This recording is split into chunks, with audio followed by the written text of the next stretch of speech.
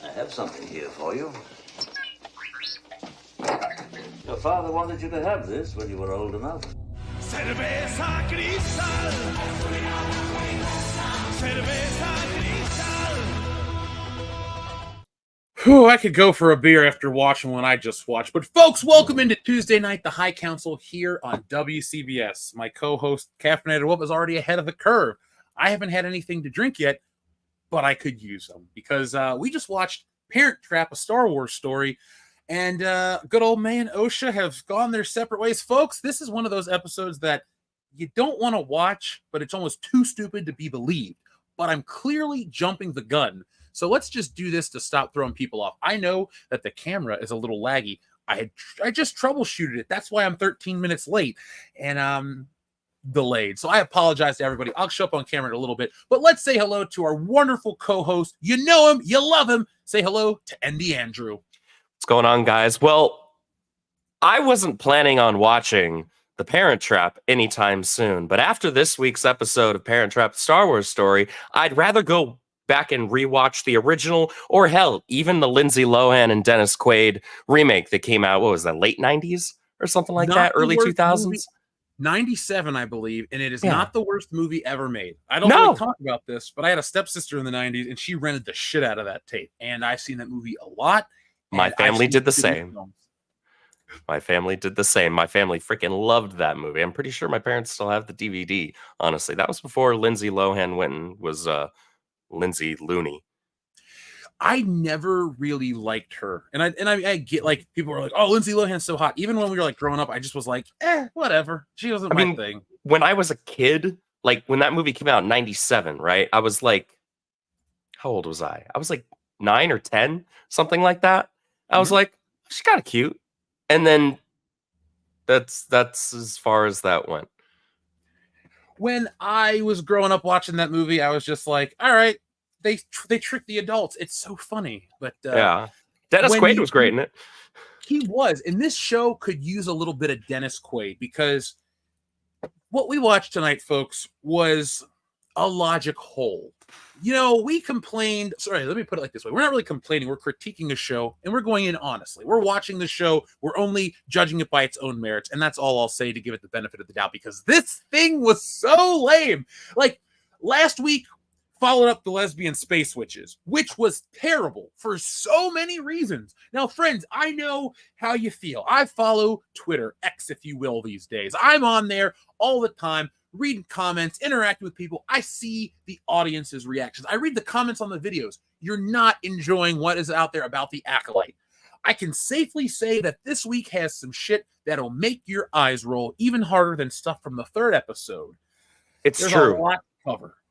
I don't know. You said something on Twitter that was pretty accurate, I felt, where this episode of The Acolyte insults not only the character's intelligence, but also the audience's intelligence. Like, how stupid, like, you literally just showed us that May was going to swap places with Osha.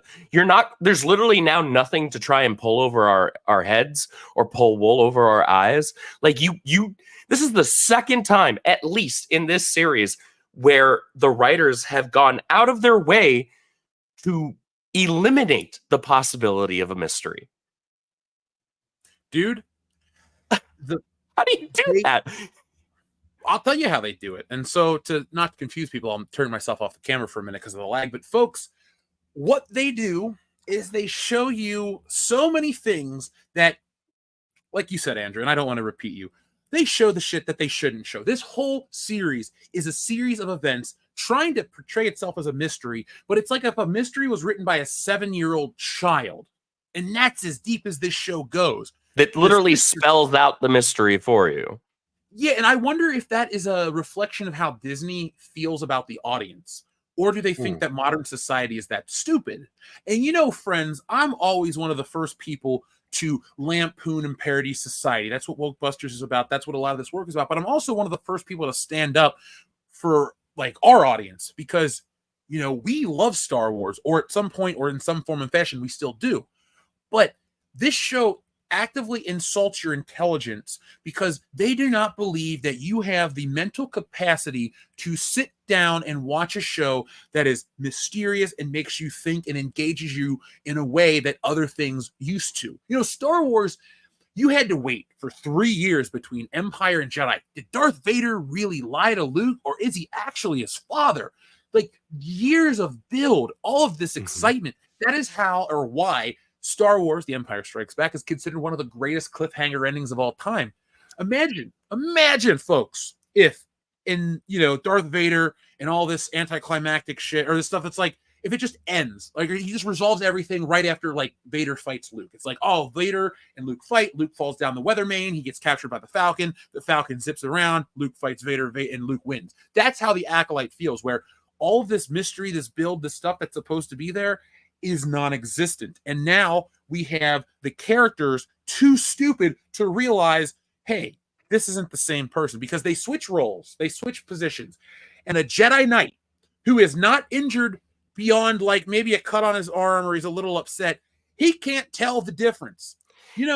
That's such a stupid part. That's where you go to the point of what you said on Twitter of insulting the character's intelligence as well, where it's like, this is a Jedi Master.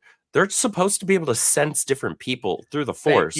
Like, how am I supposed to believe that Soul, who trained Osha, wouldn't recognize a different energy in the Force standing right next to him? Bro, they are as close to each other as I am to my microphone, folks, just for context. They're talking. This is Osha. I'll be Soul. Hey. No, he doesn't even realize anything. She goes up to him. He's on the ground, and she's like, come here. And you know what the fucked up part is? The Sith is equally stupid because he thinks that it's May on the ground. Like, folks, we are Tarantinoing this because we're waiting on Script to join us. We are having a great time having fun. But, sorry, I was just reading that. What's Humanity Created? Wokebusters? Hashtag we got one. Thank you, Varia. Sorry, I saw your Metroid icon and I got excited because I like Metroid. I don't mean to jump around, folks. I've been gaming a lot in my free time. Life's been good. Things are going great. But what I wanted to say is it insults the intelligence of the audience and the Jedi character, and the Sith is tricked too. Why? That's all I can say is why. I don't want to start screaming expletives now. I know it's 10:20 at night, but it really is frustrating when Disney really thinks we're this stupid. We're not. We just roll our eyes at the stupidity. And folks, next week, it's going to be hilarious to see. Actually, tomorrow, it's going to be beautiful because we're not going to just talk about the Acolyte. We're going to talk about an article or two that popped up today. The Elon Musk stuff about Kathleen Kennedy. There's a pay discrepancy. The women aren't getting paid the same as the men. All of this stuff is going on. What happened to this episode for the many, many, many not watching? Well, Jim, we're about to tell you everything in just a minute. I wanted to get a couple people in here before we start from the beginning. Andrew, I'm going to read this message from Sajorjan real quick, and then we'll kind of take it back and start moving forward. Leslie Headland managed to make lesbian space witches completely unappealing and uninteresting to the male 18 to 56 demographic. That is no small feat. No, it is not. Now, talent. Andrew, it is. You and I are the same age. We grew up in the 90s and early 2000s when, you want to make a TV show appealing to young men, lesbians, girls. That was like a thing, folks. That's not us trying to make fun of this. It's actually how the world used to be. They want to get you to watch a show on Spike TV, two girls kissing. They want to get you to watch the MTV VMAs, Madonna and Britney Spears make out on stage. It was a thing. So Sajorjan is correct that Leslie Headland and crew have definitely made that unappealing to an entire generation. That's mad. But so this week, folks, starts off where last week left off. The planet Kofar. They're going to investigate the death of Jedi Master Kelnaka. But there's no mystery. We already know exactly what happens. So long story short, the last week's episode ends with all the Jedi about to fight the one Sith Lord. The lightsabers ignite and it ends. This episode starts out with a lot of action. And I'm going to give a positive before we tear this show apart. The lightsaber fighting from the Sith guy was the best lightsaber fighting from Disney Star Wars. Is it the best lightsaber duel ever? Hell no. There's no emotion behind it. But the choreography for that specific character was done well. His choreography was fine. Yeah, Yeah. which, fine, to be clear, is like here compared to the rest of Disney Star Wars being down here, actually being where my feet are right now. And by the way, guys, I just got over the flu, so if I sound stuffy, that's why. That's all I've got left now, aside from a very light cough. So I apologize for sounding a little more obnoxious than I usually do. You're just gonna have to live with it. So, that lightsaber duel was cool. We watched all the Jedi get wiped out. Which we knew was Jedi- going to happen, right? It's like the second he showed up, we're like, okay, so all the Jedi are going to die. That's fine. But here was my big issue with that sequence, because to your point, the choreography was all right there. Could have been way worse, that's for sure, because we've seen the rest of Disney Star Wars. It gets way worse. However, this, and part of it might be the bad writing, but also script's fault when he put into our ear that, which by the way, his prediction came true, that it was the freaking Ezra Miller looking guy is the Sith. He even refers to himself as Sith in this. There's nothing intimidating about him. And so during that whole fight, there was nothing intimidating about him. Like, okay, so he's cutting down a bunch of people that we've spent less than like 2 minutes of screen time with. Like, I don't care.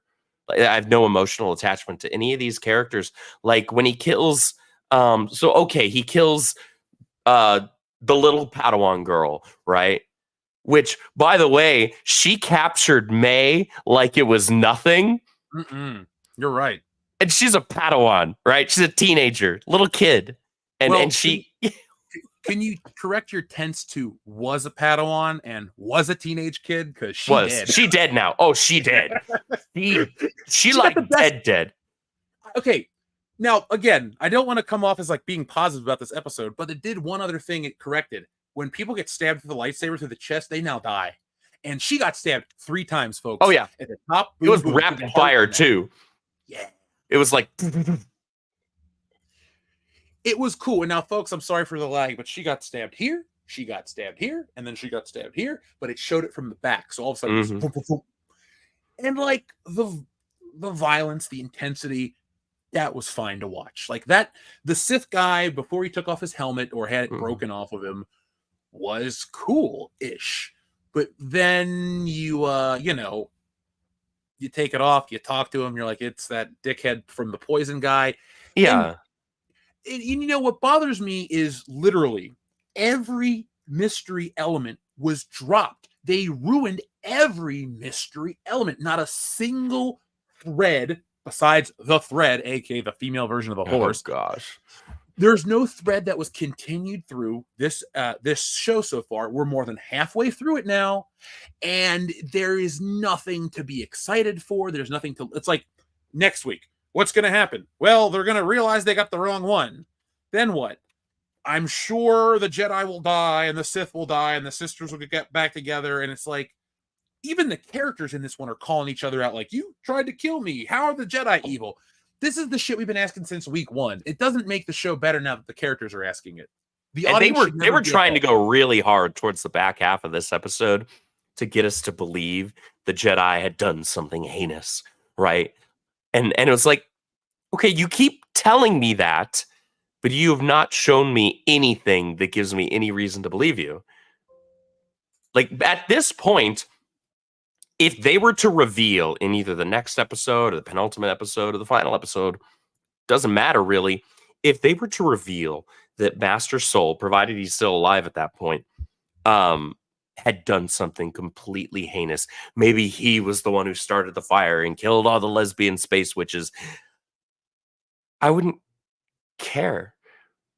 There wouldn't be any buildup for that. There's no emotional buildup for it. You have not done the work to lead me to believe that that is the actual organic outcome.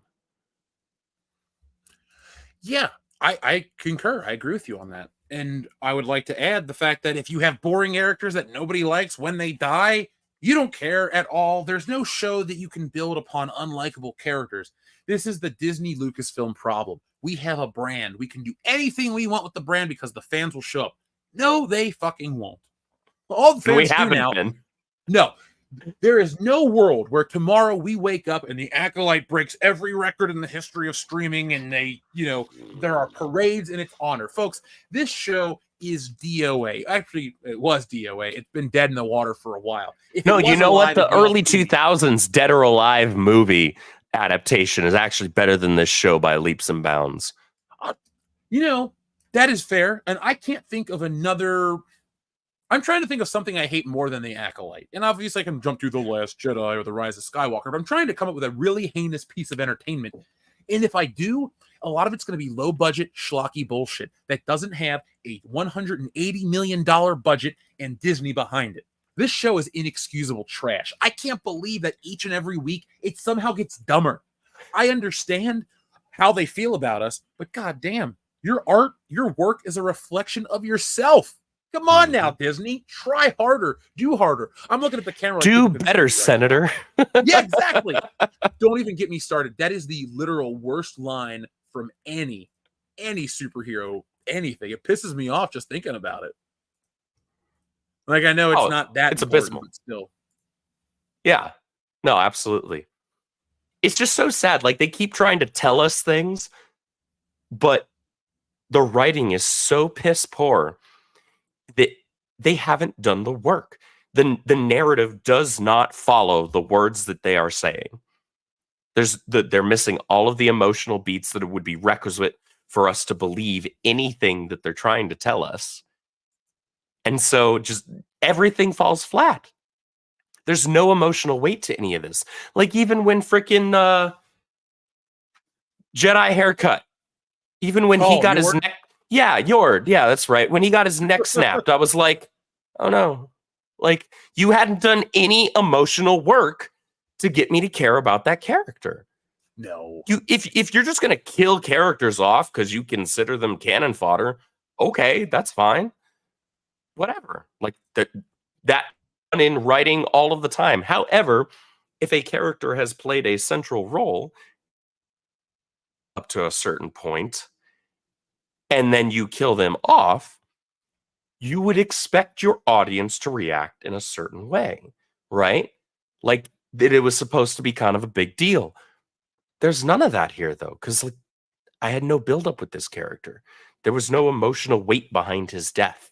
No. And honestly, the characters around him, when Osha sees him get his neck snapped, she doesn't even really react like it was that big of a deal. And I'm like, okay, so like, I guess we're vibing because we're both kind of reacting the same kind of way here. I don't care. You don't care. It's all good. I'm more interested in reading the chat right now. They're talking about this cortosis armor, which I don't read a lot of EU, so I didn't know about it. But apparently that's from the books, the armor that can short out the lightsabers and do all that stuff. Mm-hmm. I mean, I do think there's an inherent problem when you just make everything about Jedis and lightsabers, because the lightsaber is the ultimate equalizer. It is the ultimate weapon in Star Wars. I get it. The Death Star is the most powerful unit. It's something in the universe. I suggest we use it. It's like, look, though, a lightsaber, the thing you put in someone's hand, man. Like, I think the best representation of a lightsaber's power, and I can't believe I'm saying this, is episode 1 when Qui-Gon cuts through the door and you watch the Force, you hear the Force theme and he's cutting through and it's melting the metal and you're like, holy shit, this is awesome.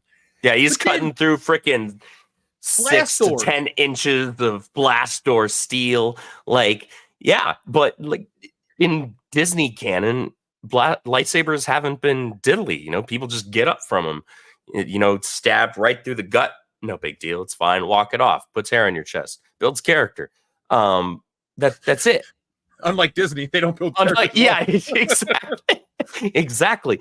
But that's part of the sad thing. And yes, the cortosis armor, sure, that is a thing. However, in the EU, there's actually story built around it. It's not just a thing that's a unnamed plot device that's, being utilized as a matter of convenience, really, in this 1v, 1v10 fight that the Sith is having against these Jedi, right? To even the odds, It's like, okay, so he's shorting out lightsabers left and right here, but the audience doesn't see anything other than the shorting out and just kind of scratching their heads. And at that point, even if you were to say, oh, well, in the EU, there was this special medal that allowed you to do this. Okay, well, these people didn't read the EU. And clearly neither did the writers here, aside from hearing about this, because they're not doing the requisite work in the narrative to make that a functioning plot device. Right now, it's just a nameless plot device that's used out of convenience. So it's like, oh, hey, how come he can just all of a sudden short out everybody's lightsaber? And then we end up with freaking Dollar General knockoff Kung Fu between a Sith Master and a Jedi Master, right? For like 3 minutes. It's like, oh, why? What are we even doing here? Like, why am I watching a weak Kung Fu fight right now happening in front of my eyes in Star Wars? This is stupid. You know, I've been reading a lot of articles talking about how Disney is trying to expand the appeal and the approach of Star Wars. And I keep saying to myself every time I read that, you can't really expand on the biggest thing in history in terms of entertainment. I know it sounds hyperbolic. I know we're all fans of this shit, but you got to remember something, folks. The numbers don't lie. They spell disaster for you at sacrifice, but what they also paint is a picture. What other franchise, and think about this for a second, what other franchise has the staying power of Star Wars? You could argue, but Jeff, Star Wars hasn't been around since 77. It went away in the 80s. Yeah, it did, because guess what? The story had ended, and Lucas was on Indiana Jones and other advancements in technology, Pixar, this, that, and the other. But Star Wars did make a return in 1995 at the toy market, in earlier 90s in the book market. But my point is, after George Lucas had ended the prequels, Star Wars remained popular. You don't need a movie here. You didn't need a new thing. You had toys that came out consistently and sold consistently. Video games came out. You know, Andrew, you love the Jedi Fallen Order series. I was a big fan of the Force Unleashed series back in the day. Yeah. Galen Merrick, great character. They had consistency with their brand. You didn't need all this crap.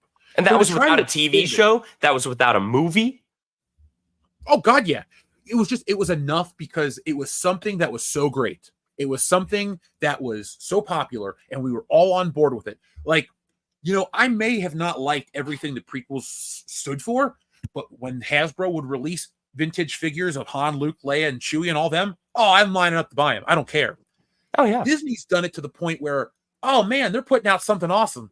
Yeah, but Disney sucks, and I don't want to spend any money on Star Wars. You see the difference? Like, with that, it's, you know, you took it by trying to expand upon it, you shrunk it by mistake, and now people fucking hate it.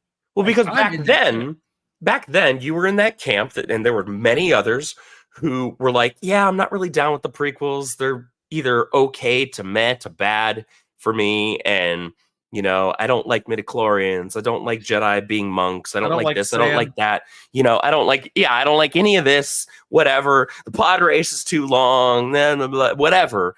You know, name anything that, you know, Jar Jar's dumb. Name whatever people were complaining about back then as Star Wars fans. It was a thing. They were just less assholes about it. And you still had them buying Star Wars stuff. You still had them supporting the brand because at the end of the day, they were still fans. And like you were saying, they were still playing the games. They were still grabbing the figures. It didn't matter if you were a gigantic fan of episode 1, 2, or 3. When they came out with a new line of figures of characters that you did like, you were on board. You picked them up. Yeah. You went to the store, you grabbed them. Right? It did, or you grabbed the comic books because there were a lot of great Star Wars comic books coming out at the time, right? Dude, the 2013 series from Dark Horse, that maybe it was 2013. That was before Marvel started doing them again. I got pissed. Like, I know I don't discredit the EU being canceled, folks. Don't take it that way. It's just I liked it enough, and I'm pissed that it's canceled. But my favorite Star Wars was always the movie. Like, that's my bread and butter. But I'm still on your side about that stuff. But I was so like, I'll nerd out for a second. I was so invested in that Dark Horse comic book series. I don't care if my camera's lagging. You got to see my face. I love that shit. All right. You can go back on my Facebook. I post this every once in a while. We're friends. You'll see it pop up in my history. Man, Star Wars is the best comic again this week. that book was awesome. Like every month, I was so pumped to read it because what it did is it followed the events after the first movie. The opening issue starts out with Darth Vader getting chewed out by the Emperor. That was awesome. I was like, man, Darth Vader's really having to take this right here. And then you watch all the characters in a nice, natural evolution of where it was going. For my money, it was the best connective tissue between the first and the second film ever, and I wanted more of it. I didn't want it to end. I did stop reading the Disney stuff because the Marvel books sucked ass, but that's another story. I used to be so invested and excited, man, and now it's just, I can't even fathom excitement for this stuff. I try. I really do. I give it objective views, but my God, like what we watched, I had to pause it and see how much time was left because outside of the couple moments of action, it's so frustrating how little happens in this show. Character walks through the trees, character walks back through the trees. And the conversations aren't even in depth. They're essentially, oh my God, they're in danger. Let's get back. And don't even get me started on the goddamn editing. Dude, they're in the middle of the lightsaber duel. It's getting good, right? Cut away to them fighting in the house. It's like a cat fight. Oh, okay. It's boring. Let's get to the lightsaber duel. And then we show it again, and then it gets cool, and then they cut away from it. Like, I think they're fucking with us on this show now. Like, it's beyond just like the whole woke shit. It's like we hate these people and we're gonna fuck with them. Well, I mentioned this on the Pro show. I think it was last week. Yeah, I think it was last week. I was on there with Chris Gore and Pro and all those guys. Awesome. Shout out to them. Great friends of the channel Vacation here. Radio. Folks, check out Vacation Radio. Pro's been awesome. He's been helping me get the word out about Wokebusters, so I want to help him out too. Go subscribe to the Vacation Radio channel here on YouTube. It's I believe it's the music of the people that, well, they respect you. So if you guys want to hear something cool at work while you're working or on vacation this summer, check out Vacation Radio. Tell them Jeff sent you. But I'm sorry to cut you off, man. Go back what you're saying. No, you're good. Always important to shout out our friends. Those guys are great over there. They're very good to us, and we want to be good right back to them. That's part of being, I hate to use the word community, but whatever. For lack of a better term, I'm getting over being sick. Or just like being a friend circle, right? We're all cool with each other. That's good enough. But what I was saying on that stream was that at this point, Disney feels like they're just using everything as a scapegoat. They're using their bad writing. It's low effort to no effort in terms of the production quality. They have to be laundering this money somewhere because I don't see 180 million on screen when I'm watching this show. I'm like, where's the money? Because it's not in this episode, and it wasn't in last week's episode, and it wasn't in the 2 episodes prior. Something tells me it's not going to be in the next 3 either. So they're just putting out a bad product and using everything as a scapegoat. As far as, doing we're putting in lesbian witches into Star Wars. Aren't you so excited about that? Yeah, like 3 people on the planet are excited about that. Not a single one of them is a Star Wars fan. And none of them is going to pay to watch your show. None of them is going to go buy the merch that's going to otherwise sit in rotted ollies for however long. Looking forward to those videos. At the very least, we get to smile because this channel will make more money off of the Ollie's videos than Disney will make off of this show and off of the Acolyte merch. But otherwise, they're just using it all as a scapegoat to call us like racists and sexists and phobes and all of that. And it's like, okay, I get it. You don't care about this stuff. You're making me not care about this stuff anymore, or at least not what you're doing with it. They can say anything they want about us because the Acolyte is great for us. It's great for tons of YouTubers. We're all loving it. We're eating good this summer. So thank you, Disney, for your bullshit. A lot of channels are doing very well thanks to the show.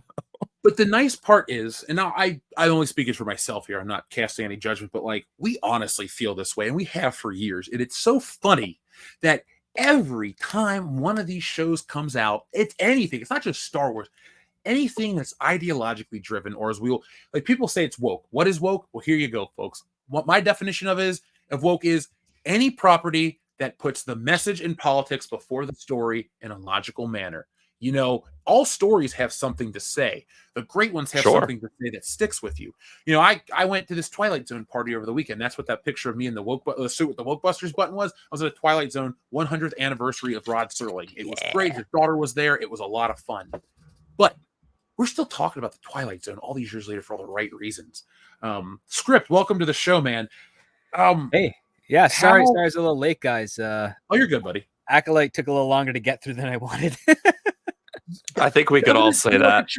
So we were waiting for you to kind of do a quick beat by beat. We Tarantino'd it and went backwards. What we're going to do now is we're going to check in with the audience, and then we're going to start talking about your take and stuff. Sure. So let me check in with everybody, because Shrubbles08 says, this talk of shit is pissing me off. I need a Ludicrous Speed and Uncle Ben, please. Well, we will. Unlike Lucasfilm, we'll give you what you asked for. Here's a little bonus button. We can accommodate that. Oh, yeah. Put a chicken in, make her gay. That was just a bonus. But here's the button you actually requested. Ludicrous speed! Go!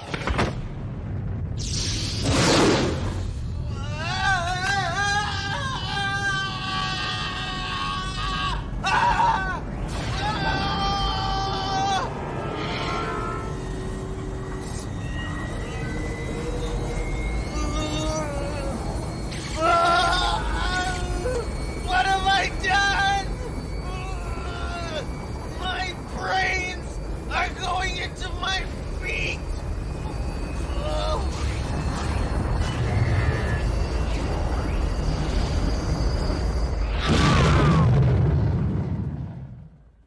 What the hell was that?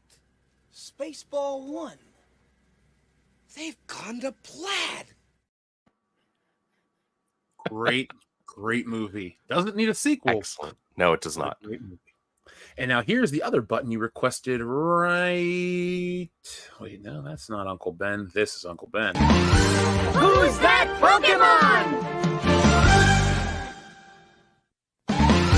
It's Uncle Ben. Sorry, Toby. John Thomas, thank you very much. He says, unrelated, Jeff, I tagged you in a post on Twitter X, a Godzilla screenshot that Andrew might like. Well, I'm all about Godzilla. In fact, this just came in the mail today. What is it, Andrew? This is the 4K Monsterverse Collector's Edition 5-film box set, which makes me very happy. Yeah, it opens up all fancy-like and has all the discs in there, as well as I think it's 1 or 2 discs of just strictly like bonus content, like deleted scenes, makings, featurettes, all that cool shit, which I love that kind of stuff. And I'm super excited for it with this because I haven't seen any of that stuff for the Monsterverse films yet. And I don't know if any of y'all are new here, but there's been a handful of times where I profess to be a Monsterverse fan and a Godzilla fan. And I am.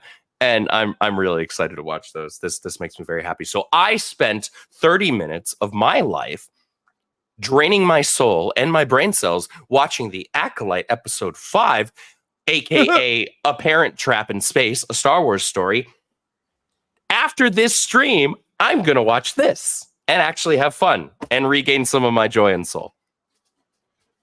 I personally, after tonight's stream, am probably going to put on... What the hell I've been watching? I've been playing Gears of War, so I might go play some Gears of War to chop up some shit. There you go. Freaking what the hell is is it the Lancer? Yeah, the Lancer. Yeah. I haven't played Gears since 3. I didn't play 4 and I didn't play 5 or whatever the like non-numerical one was. I forget what it was called. But there was another one. That's the one. Yeah. I didn't play any of those.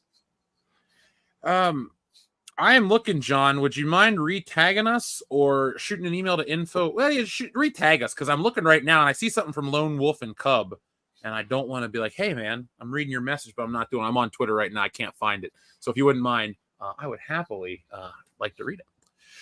Thank you, John. Overkill 161. The power of 1, the power of 2, the power of menopause.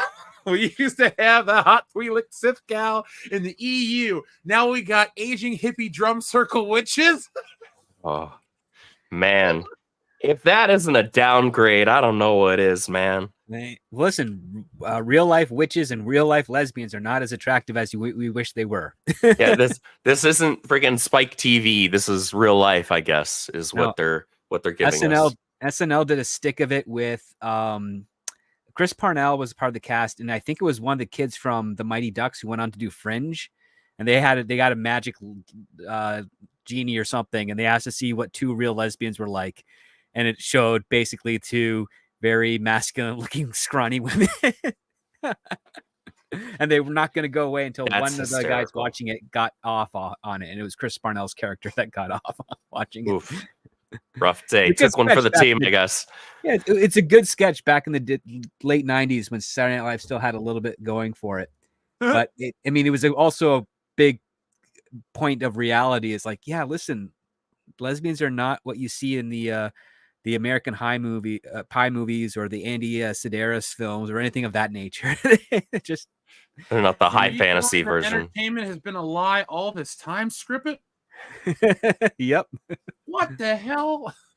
My only retort to anybody that would say, and not to you directly, but like if somebody said, well, man, lesbians aren't attractive, blah, blah, I go, but lightsabers and hyperspace travel isn't real. So let me have the fantasy that they're attractive too. Like you don't have to make it real world ugliness. Like don't cast whatever. Just don't cast any of them. I would say like this. None of them. I'm just going to put this out there.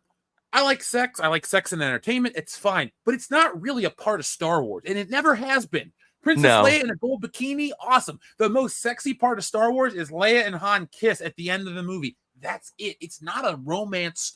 It's a romance story, but in a classical way. Star Wars isn't about sexual fetishes and all this random bullshit. Yeah, beyond that, it was like when Padme was in the like the super tight black leather. Yeah, like that. Aside from that, like that was the furthest in anything that I had ever consumed in Star Wars media. Even if like a sexual act was implied in a comic book, it's not like you saw anything. Well, no, right? Because, the only kinky aspect of Star Wars that existed that has actually been betrayed by the show Andor is that there's no underwear in Star Wars universe. That's it. Oh, yeah. Everyone's just free balling.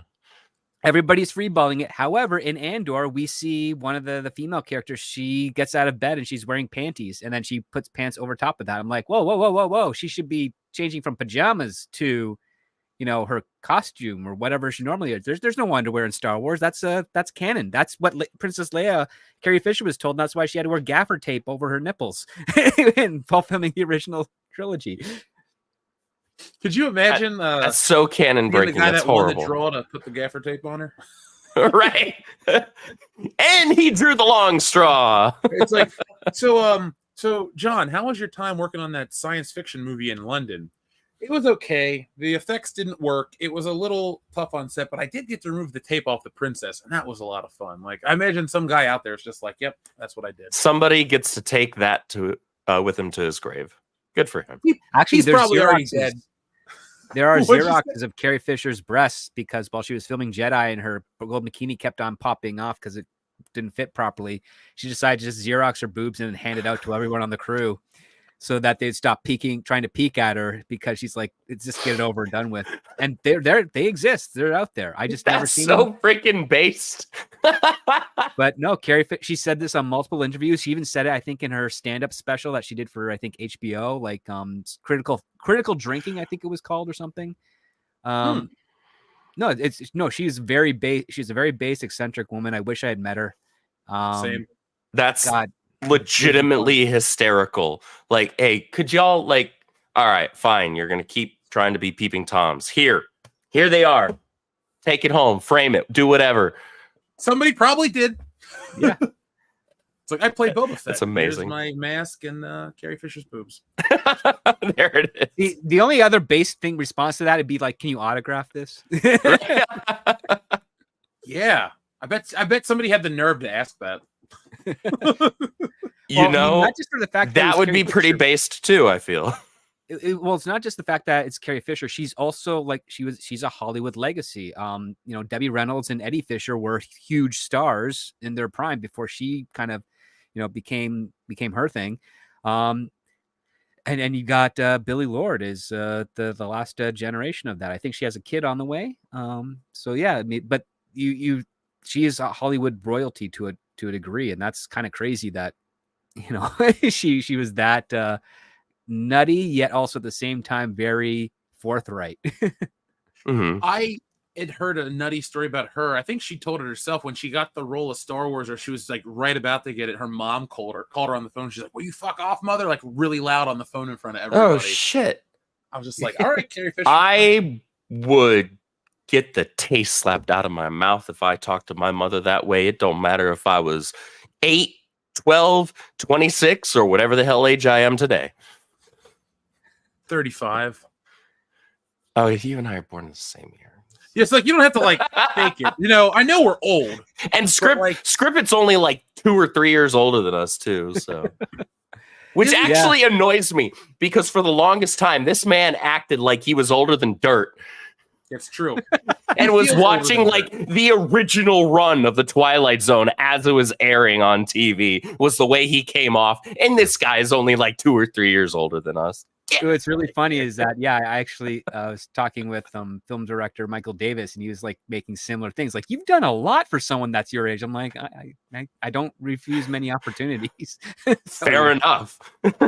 Take advantage of the opportunities that present themselves. Yeah, because you miss 100% of the shots you never take, right? So exactly. And you are unlikely to like land every single shot you do take. So take as many shots as you can. Absolutely.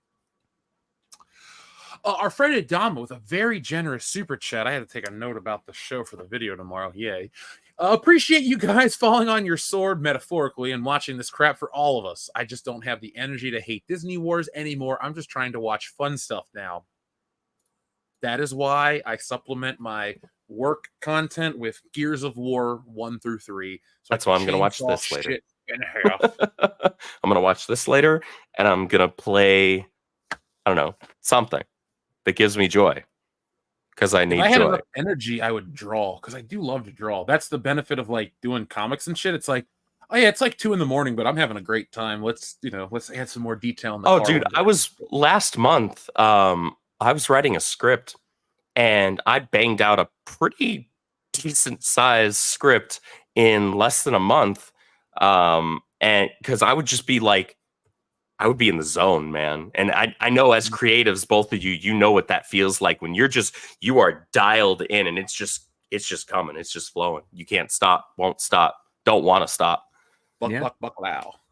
Yeah. Sorry, that's an old internet video you probably don't remember at all. Sorry. No, man, you're a creative too. And it's exciting to just like talk about it with other people. I was at this con over the weekend. I'll tell you on the podcast proper, folks, hanging out with a lot of writers, and it was really cool to like, you could feel the energy and the creativity. So good stuff and fun stuff is out there. Adama, I appreciate obviously the super chat and stuff, but yeah, we are watching it for you guys to take away the whatever, so you can like understand the context. Like watching a WCBS video, watch all of them on the Acolyte. You'll know everything that's going on social media with the actors, the directors, everybody. Tomorrow you'll know even more about Elon Musk and something else I have to tell you too that other people aren't putting out there.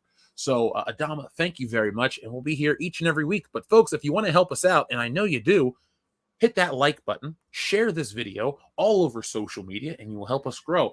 And if we get, 100 likes right now, I'll go buy a new camera for next week's show. No more lag. How's that, folks? So hit that thumbs up button. Let's get rid of Jeff's lag, please. yeah. I don't like it either. Believe me, I feel like there's already a slight internet delay for some reason, but now I feel like I'm behind this. I'm stuck in molasses, and every time I go to respond, it's like, that was 5 seconds ago that I moved my hand across the screen. See, it's down on my leg, and there now moves across. Well, it's like watching a Japanese film, and some excellent dubber is just doing your voice. Oh, it's like all of the old black and white Godzilla films I grew up watching on VHS. Oh, shit, it's Godzilla! Yeah, that works right? just like that. The mouth is still moving like 10 seconds after you finished hearing them. Yeah, exactly. I should start doing a bunch. Before I get a new camera, what I'll do is I'll like record some crap like that. We'll make it look like I'm parodying that. That'll be fun. It'll be easy that way. Dude, put a grayscale like black and white filter over you and everything. People are like, you got sucked into the Twilight Zone or the 1950s. One of the two. That would actually be a ton of fun. Rod Serling's daughter is very clearly Rod Serling's daughter, and that's not like a dig or anything. Like when, like we're like wonder which one she is. I'm like, it's that lady with the red hair. And Nick was there. He's like, oh yeah. When you really like, you can tell the resemblance. So it's kind of cool to see her. Adama, thank you. Yeah, Adama, thank you very much. Adam Walford, what is up? He says, hey Jeff, I think you missed my super chat over on Rumble. Universal Century Gundam is better replacement for Star Wars. Just don't ask what are new types. Okay, so Adam Wofford, I don't ever see messages on Rumble. I get messages like that'll pop up in the chat like this. Okay, it's over 100 now. All right, guys. Thank you. I should have said we got 100 backers on Wokebusters right now. We'll get a new camera, but I set the bar too low. Well, now you know for next time. Yeah. What I'll do is I'll break my microphone. I'll throw it out the window, and then I'll be like, and then it'll be so messed up. I'll be like 100 Wokebusters backers, and there we go. I'm just joking, though. I appreciate that. All right, folks. Well, I got to be a man of my word. I will order myself a new webcam. Now, I'll tell you this: if the webcam comes and there's a lag on that, and it's the computer, that's gonna suck for a while because I can't get a new computer just yet. So we got to take care of Wokebusters first. Mm-hmm. But Adam Wofford, I apologize if I didn't see the message. I did nothing comes to me. I don't get an email that you sent something. It just pops up with a green triangle for Rumble as a regular message. So if you want to shoot me a regular message, I'm happy to read it right now for you. But yeah. Adam also says Dark Horse Comics Star Wars is way better, specifically the Star Wars Legacy with Kata Skywalker, the last Skywalker. Sir, that is Rey Skywalker. No, and joking. she is all the Jedi. Is she? Allegedly. Let's see. Does lowering the resolution change it? No, there's still a lag. Shit. Now I'm in 480p. Oh. Can I lower my resolution even more? Let's go to low definition. 360p. It's way too close now. But the lag is better. The lag is like a million times better. It's not perfect, but it's definitely better. How low is your latency on your broadcast of the cam? I don't know how to change that setting, to be honest. Well, yeah, because I don't know what cam you have or the software, but if you can change it to ultra low, that should sync you up a lot easier without losing quality. The only problem is, and this is it's a Nexago camera I bought on Amazon, the proprietary software with it will not load anymore. Oh. Well, you're in sync now, at least on my end. Yeah, you're in sync on my end too. Well, here we go, folks. Then I'm going to be at a low broadcast resolution of 360p. You can get better resolution on an Xbox 360, but at least I don't look crazy now, and I'm roboting out. So here we are. Let me just readjust the camera so I'm a little more off. There we go. And now we're back to the show. So thank you, guys. And I think it was Darian217 that said to do that as well. But Adam Wofford, I'll have to check out the Star Wars Legacy comics.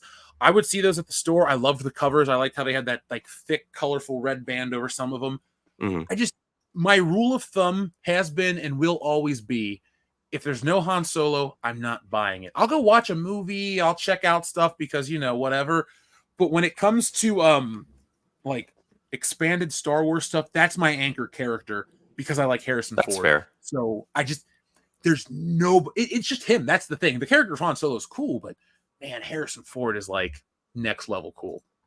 So now that we're all caught up, and I'd like to thank everybody, folks, let's start talking about this show from the beginning in a briefer manner because we don't have 5 hours to talk about garbage. So I do take notes every week in this notebook, this Game of Thrones notebook, which I need to watch the actual show. But so like we said earlier, folks, the lightsaber duel gets cut off by a lot of the action. The lightsaber duel yields a lot of death. We have Jedis dying at the hands of this Sith Lord who doesn't have a name. He just calls himself a Sith. So after that's been handled, we see Osha and Yord run off. They try to get away, but they don't. They come back to fight, and Yord gets killed, and all the other Jedi get killed, and Jackie Lan gets killed, and it's now down to Saul, Korea, and the Sith, and they fight, and then he has the upper hand on him to kill him, but then he decides to let him go. Then he says, "Oh, a Jedi doesn't kill because of Osha." Man.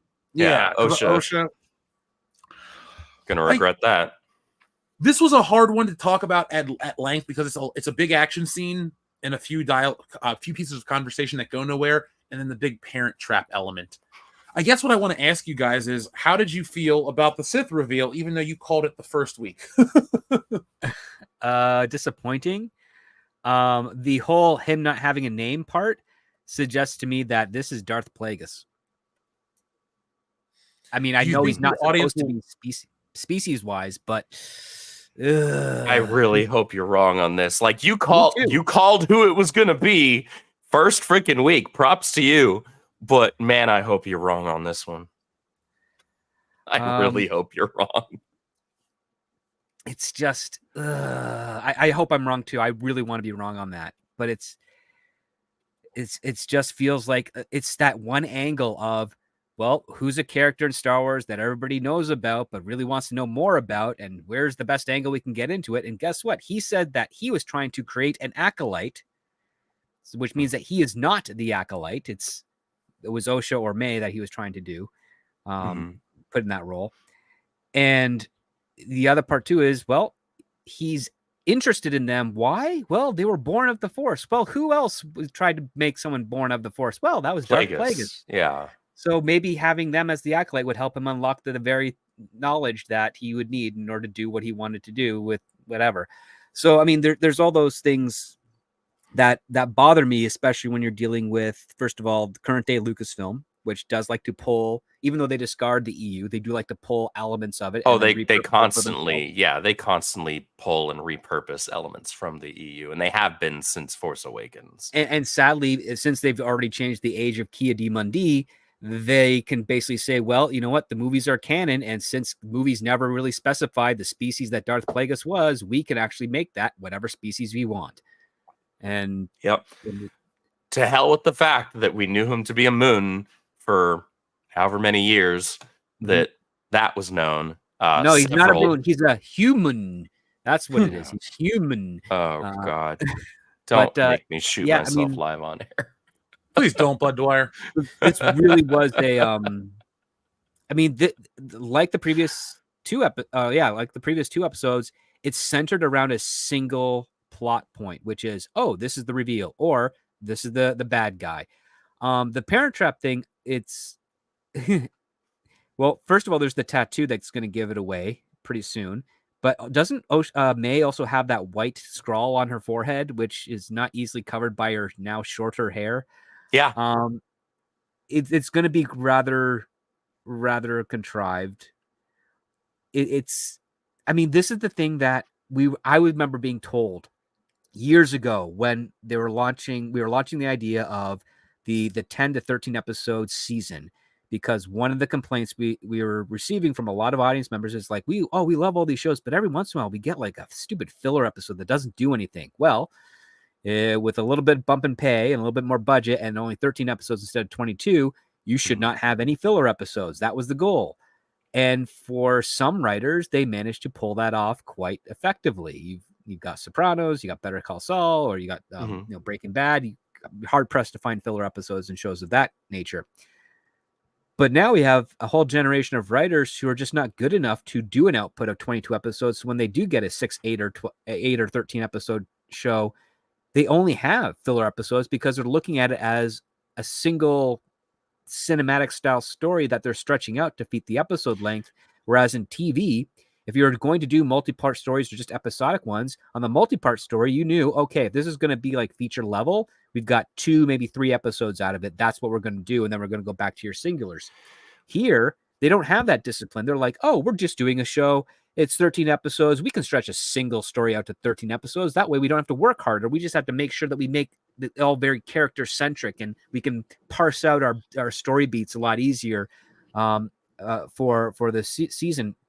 And no, it's really just kind of leaning into the sad laziness of current writers that are being recruited by Disney. I mean, you know what's kind of funny is whatever your thoughts are on the Peacemaker series on Max, every episode had a point to it, and it all kind of tied in together and had a payoff. And that was mostly written by James Gunn with a smaller writing crew, and it's like, it just feels like a full series. You can watch every episode, you can follow it, you get what's going on. There's a lot of character motivation. There's a lot of mockery of the Snyderverse in it as well. Rightly so. And the other part too is that it literally follows the same story beat of the Suicide Squad movie that James Gunn wrote as well. Like, all the beats are the same part. He just actually adds more to the mystery leading up to it that he didn't add in the feature. And so you go over to Disney, and every the Willow Show, every one of their Star Wars shows, their Marvel shows, all stretched out. The only show I watched on Disney Plus that didn't have that was freaking Turner and Hooch. And that show didn't get renewed, but that was written by Matt Nix, who's very familiar with the 22 episode order because he did Burn Notice. Mm-hmm. That was my show, man. And he did that for years. So I'm watching The Acolyte, and it's like, this literally is a 3-page script. It's lightsaber fight scenes among a bunch of Jedi, mostly nameless. We're going to kill the one female Jedi with a lightsaber, and it finally stick because, stabbed 3 times. Yeah. And every other Disney Star Wars show, if you're a woman and you're stabbed by a lightsaber, you just kind of walk it off. Yeah. I guess not in this case. Not in this case here. So, and all it was is, okay, we're just going to kill all the Jedi. So it's down to Saul, Osha, May, and Smilo Ren here. And that's it. It's just it's the apothecary has been the bad guy all along. It's like, this doesn't mean anything to us. It's because like what I said earlier is that they haven't done the requisite narrative work for it to mean anything to us. None of the story beats that they like try to present to us as meaningful aren't, because they haven't done the build-up work. There's no, like, for something to be considered a payoff or a reveal, there has to be a build-up to that. You have to have some sort of a narrative crescendo that builds to that moment so that we actually give a crap. And they haven't done that. And to your point about them not like having more than 3 pages worth of a script, that seems like it's been pretty commonplace and par for the course in terms of a lot of these Disney Plus shows, whether it's the Marvel or the Star Wars stuff, because it feels to me, and what's super sad is these are not long series. They're like 8 to 10 episodes? Like, that's not a long season, guys. Like, you can't make 10 episodes work. You don't even have that in you. You don't have enough narrative juice in you for that much. That is not a lot. That tells me that they're just pitching a quick idea. They haven't thought of any of the meat in between, like their bullet points. So like, say they had some bullet points on a page and they were like, yeah, I'll figure out what happens in between later. And then they never do. Right. And then we get they never did on screen for $180 million. Dag nabbit. Like, and it isn't it great? I wish I could get paid $180 million to put some bullet points on a page and call that a script, because that's a lot of money for a horribly written product. And there's a big difference in these people are probably, truth be told, they're probably not suited to write anywhere for any medium or any genre, but they're definitely not good at writing a like episodic. It's even hard to call it long form. It's not long form. It's 8 episodes, and they're 20 episodes minutes for the most part. Yeah, they're under half an hour of actual content. So you subtract the 6 minutes of credits, you subtract the minute and a half or whatever of the intro that's the recap of the last week's episode, and you're left with like 28 minutes and change. It's like, guys, you couldn't make this work? Really? No. And I understand about the dissatisfaction with another series, The Boys. And I'm not coming to sing the praises or its virtue. I know how people feel. I don't necessarily feel too differently from you guys, but I will say that the episode 1, it's an hour. The Acolyte has the ability to be longer if it wants to be. They choose to make it this way. But when I watch The Boys, I get I get a narrative that is long enough to have all the characters do relevant things and then make me interested enough to see what's next. Because I am working on a long form video, critical drinker style, but I got to watch the whole series before I actually am able to say exactly what I want to say. That being said, though, I'm watching these shows, and at least I feel like stuff goes on. This just feels like you said, it's one scene stretched out, and the problem is they try to act like this is Lucasfilm and Disney. They try to act like every little detail is so big, it's so dense, it all is like poetry, it rhymes. In reality, it's like very unimportant shit. Like, none of it really matters in the grand scheme of things. I feel this is like Star Wars. This isn't like meant to be high art, super high IQ stuff. Like that kind of thing. I don't. that stuff is done for like member berry type stuff or nostalgia bait. Like if you want to put in little hidden details here and there that longtime fans will pick up on, and that'll like give them that little rise, like, oh, that's cool. They thought to put that in there, and it has little to no, I don't want to say no impact on the story that's being told, because you shouldn't just like needlessly put things in there, right? This isn't a video game. You don't need to put in needless Easter eggs. But if you do it in such a way to where most viewers that want to just legitimately enjoy the product can do so without necessarily knowing what that thing is, but your long-term fans, they're going to pick up on that, and that's just going to add another layer to their enjoyment, right? And that's cool. That's a net positive in my mind. But that's not what we're getting. No, we're not given much at all. No. This is the show about nowhere that goes nowhere. It's not even like a good nothing or nowhere like Seinfeld. It's just crap. You know? It would have been far better if they actually delivered on that one phrase that Saul said in the first episode, is like the Jedi have political enemies, and the murder could actually do something to disrupt that. It'd be like, you know what? It would be more interesting if you elaborated a little bit more on that in other scenes, not just through dialogue, but through action, and maybe peppered in that apothecary character as being the guy maybe around, but when he shouldn't be. Like have him up on Coruscant at a protest outside the Jedi temple, you know, screeching to the passerbyers that the Jedi are a police state, and turning Coruscant and the Republic into a police state with everything is under their power and control, what have you. And then he just looks kind of like a nut job. And then you have this whole weird thing where, oh wait, he shows up as the apothecary thing. And then someone, Osha could be like, I saw you on Coruscant. Yeah, those Jedi, they're stupid, whatever. And you know, play into that to show that, hey, there's been something going on here, because I understand on a writing side of thing what they were trying to do, but it just was not effective. And what they were trying to do is that the Sith, this is the first reveal of the Sith, and that they have been around for centuries, just always in hiding, one-on-one. And this is the first time where one of their potential acolytes has actually screwed up. You know, the Sith has picked the wrong person, and it has now caused them to be exposed.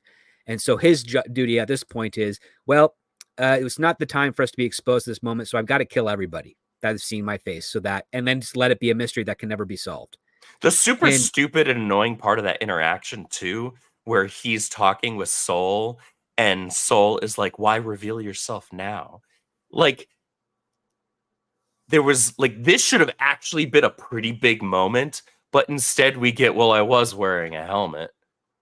Yeah. Like that's not the same thing, man. It's like, but you're still wielding a weapon and force powers. Like that's enough at this point. That's enough. I mean, if you was going to say, why reveal yourself now? It's like, oh, you're going to die. It doesn't matter because you're going to die. Like that's the more sinister thing. Like that's something like Palpatine would say. Like, why would I bother telling you? It's like, why reveal myself now? You're going to die. It doesn't matter at this point what I do or say. You're dead. I'm going to kill you. That's what his thing should be. And then that's what he delivers on, because that's the more dramatic element. But instead, it's this whole snarky, well, I wore a mask. Yeah, okay. That was some Joss Whedon, like, I wrote that down. Not even like, you know, palatable Joss Whedon. That was like, the joke had no place in that moment. This was not a moment for like attempted levity or, you know, lighthearted chiding. That's not, this should have been a big deal. Like, why is nobody treating this like it's a big deal? Oh, because the writers didn't treat it like it was a big deal. That's why. I mean, I was also laughing at the fact that we get a lightsaber fight among a number of Jedi covered by trees. And when it's all said and done, his sleeves have been ripped off and his arms and tattoos are exposed. I'm like, how does that happen? I want to know if you caught this script, because I messaged Jeff this. You did. So when he throws his lightsaber and it cuts down those trees, did you notice that did you notice that the trees fell in the incorrect direction? Oh yeah. Relative to the angle that they were cut at. Yes. They fell in the complete opposite direction. from Yeah, they left to right, fell and they up. fell backwards. to Like the it was like, opposite side. what the hell? That would have been the easiest thing to fix. It's like, okay, so have the lightsaber like fly at this angle, like the opposite, 45-degree angle instead of this. Like, who edited this? You know what's funny is that a similar mistake happened in Revenge of the Sith with the lava. It was flowing the wrong way, and they filmed it practically, so they had to use digital effects to reverse it so that it would be in sync with the footage that Lucas shot. Like they actually took the effort to sync it up properly. And here it's like, nah, nobody's going to notice. It's like, no, people are going to notice. No. Do they really care? Probably not, but it's still stupid. I mean, you're still just adding on to the fire in space now. So fire in space and now geometry doesn't work. Here's the thing. This is something that I feel is important if you're a creator, because no matter what, if you're creating a thing, and it doesn't really matter how high profile or low profile you are, but especially if you're high profile, there are going to be a lot of eyes on you. That's kind of the nature of the thing. And you're going to have people who are going to scrutinize the absolute piss out of whatever it is that you're producing. You should be doing your damnedest to not give the people who already want to dislike your stuff. And I'm not saying that's what we're doing. We just do dislike Disney Lucasfilm stuff because it's garbage. But there are going to be people who want to hate what you're putting out and will go as far as to fabricate stuff if they need to, because they just have that much of a bone to pick with you. And people do that. People even do that in this general corner of the internet. You don't have to do that. These people usually give us more than enough reasons to dislike what they do. You don't have to make up stuff out of whole cloth. That being said, Disney, a lot of people do not like your stuff. How do I know? I'm a Star Wars fan. I'm a Marvel 13% fan. on Rotten Tomatoes. 13% on Rotten Tomatoes for the audience score. Like, there are a lot of factors. Low viewer count, like show over show, decreasing viewer count when it comes to your Disney Plus projects. It's not difficult to figure out that fewer and fewer people are interested in your stuff. Why are you giving us more ammo? You're giving us ammo for free. You should not be wanting to do that. The sad state of affairs is that there is the bubble in Hollywood is not just one large bubble. It's thousands of bubbles within itself. And each bubble refracts and obscures light. So you have a distorted view of the outside. Mm-hmm. And they don't think that their efforts are bad or that they're going to damage the franchise. They are expecting that this is going to make waves in a positive way, and that they're hitting areas of the audience that has not been tapped, and that because it's untapped, there's potential for profit. However, they're not looking at the proper metrics, which is like, well, what percentage of this audience overall is it compared to the actual demographic you're hitting? And to kowtow to a demographic that is barely in the double digits of percentages, and all at the same time not focus on the core demographic that is going to allow you to explore and expand outwards, you end up basically just writing trite. And the thing is that, like, I mean, I've said this many times, especially more recently now, more prominently. It's like, listen, there's no boogeyman in Disney that is just trying to destroy Star Wars. They are definitively thinking that these are good decisions that will make them money. And they're just either they're being shielded from some of the facts, they don't believe some of the facts, or their ego is so powerful, which is very true, that they are going to refuse to accept the facts, because guess what? Only the kid outside of the kingdom is going to yell at the emperor and say he has no clothes. No one inside is going to challenge that. Mm-hmm. And that's just the way it's stuck here. There's whatever agenda there is, it's an agenda that they're coming at it from less than ideological, less than financially incentive in regards to, oh, it's okay if it fails, we'll pay you off. There's none of that there. It's more like, we're just going to give you this money because we want to make sure you have enough of the resources needed so that you can hit this broader demographic that we know that you're already informed for, or already encouraging to explore. There's certain other motivations, of course, going on behind that, but really they just don't, they're not doing it maliciously. And that's even the worst part. They think they're doing good as a result of it. And that's one thing you also have to remember. And this is a great writing advice. your greatest villains don't view themselves as villains. They think Yes. they're doing good, and Disney is in that pocket right now. Yeah. I was just watching something. Oh God. Oh, sorry. I know this isn't a great comparison, but I was watching wrestling, and there's a It could be guy. a fantastic comparison, I know. depending Well, on what we're talking about. well, I'm watching new wrestling, and Drew Oh. McIntyre and CM Punk are in a feud, and everyone's booing this guy. He's like, "Of course you're gonna boo me. I beat up your hometown hero." But the story started with the other guy fucking with this guy first and causing him the title. And I'm thinking to myself, he's not really the bad guy. And then I thought, that makes him the best bad guy because he believes in what he's doing. Sorry, it just happened to me today, and I had to get that out. But that's good. No, but that's true. That's how you sell them. But I love those types of stories because then I am confused as to who I should root for in the story. Do I want to vote? Do I want the good to win? But what is good? That's the kind of questioning I want out of these things.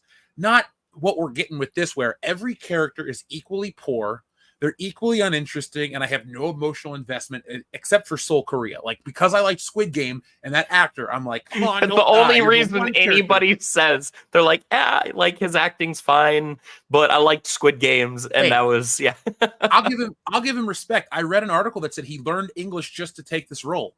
It's not easy to learn a new language to take on a role. I don't learn a whole ass language. Mm-hmm. Yeah, that's what I'm saying. Like, I'm gonna give the dude credit because he's up there trying. The acting overall is like I was saying in today's video and what I was reading. The acting is lowered to the level of the writing, and the level of the writing is really low. So that's kind of what we're living with this show and script.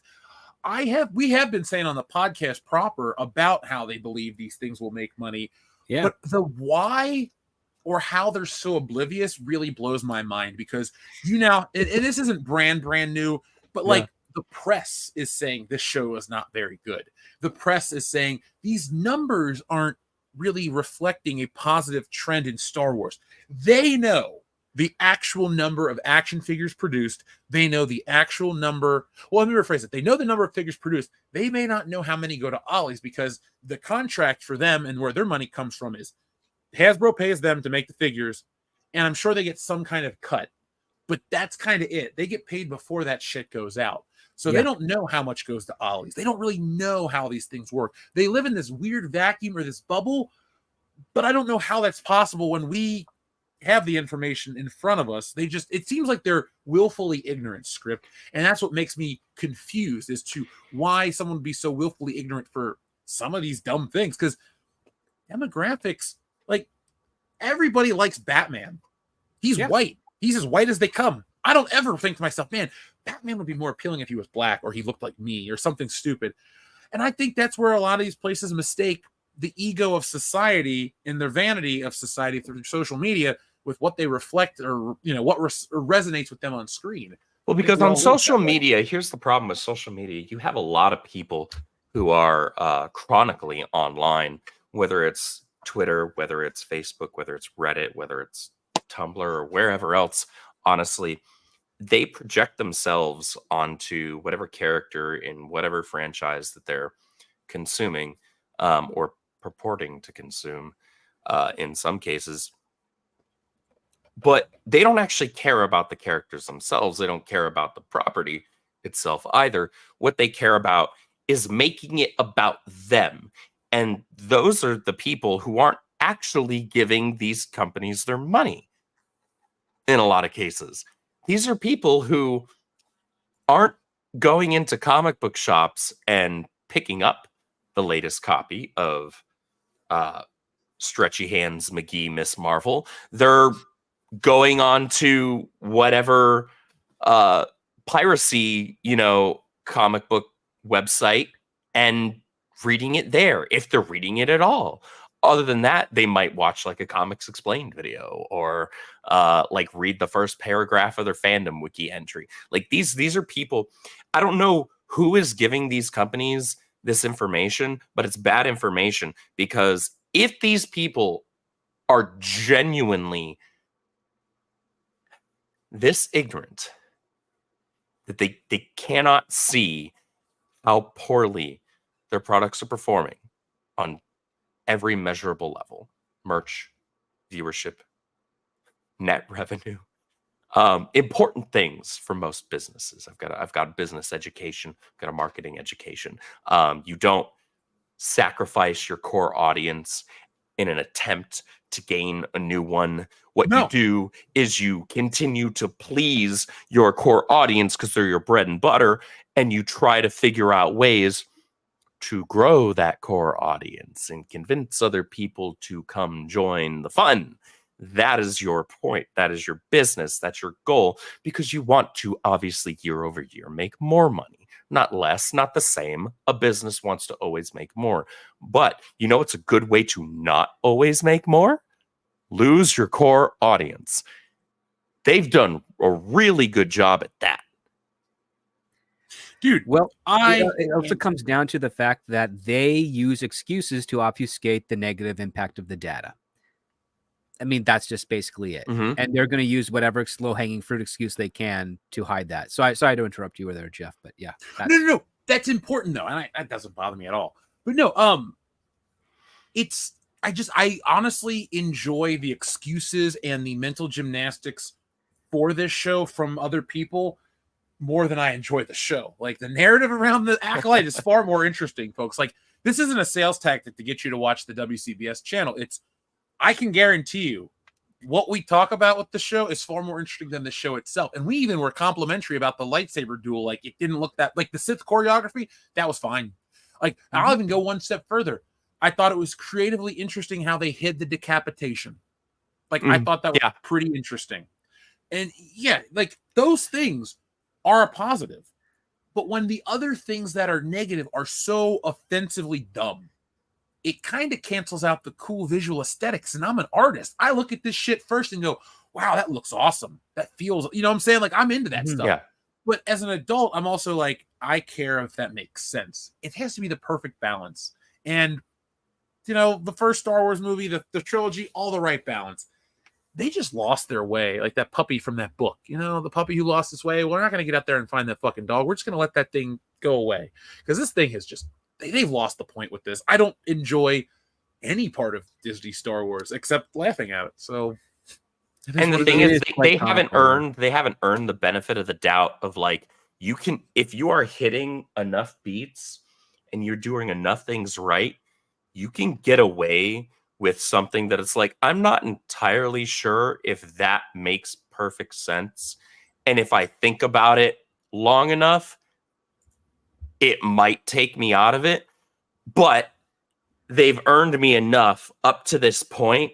And then, like, if there's just the one thing and then they continue on, like, all right, so we're still doing good. We're still doing good. We're still doing good. Like, most audiences will give you some grace, right?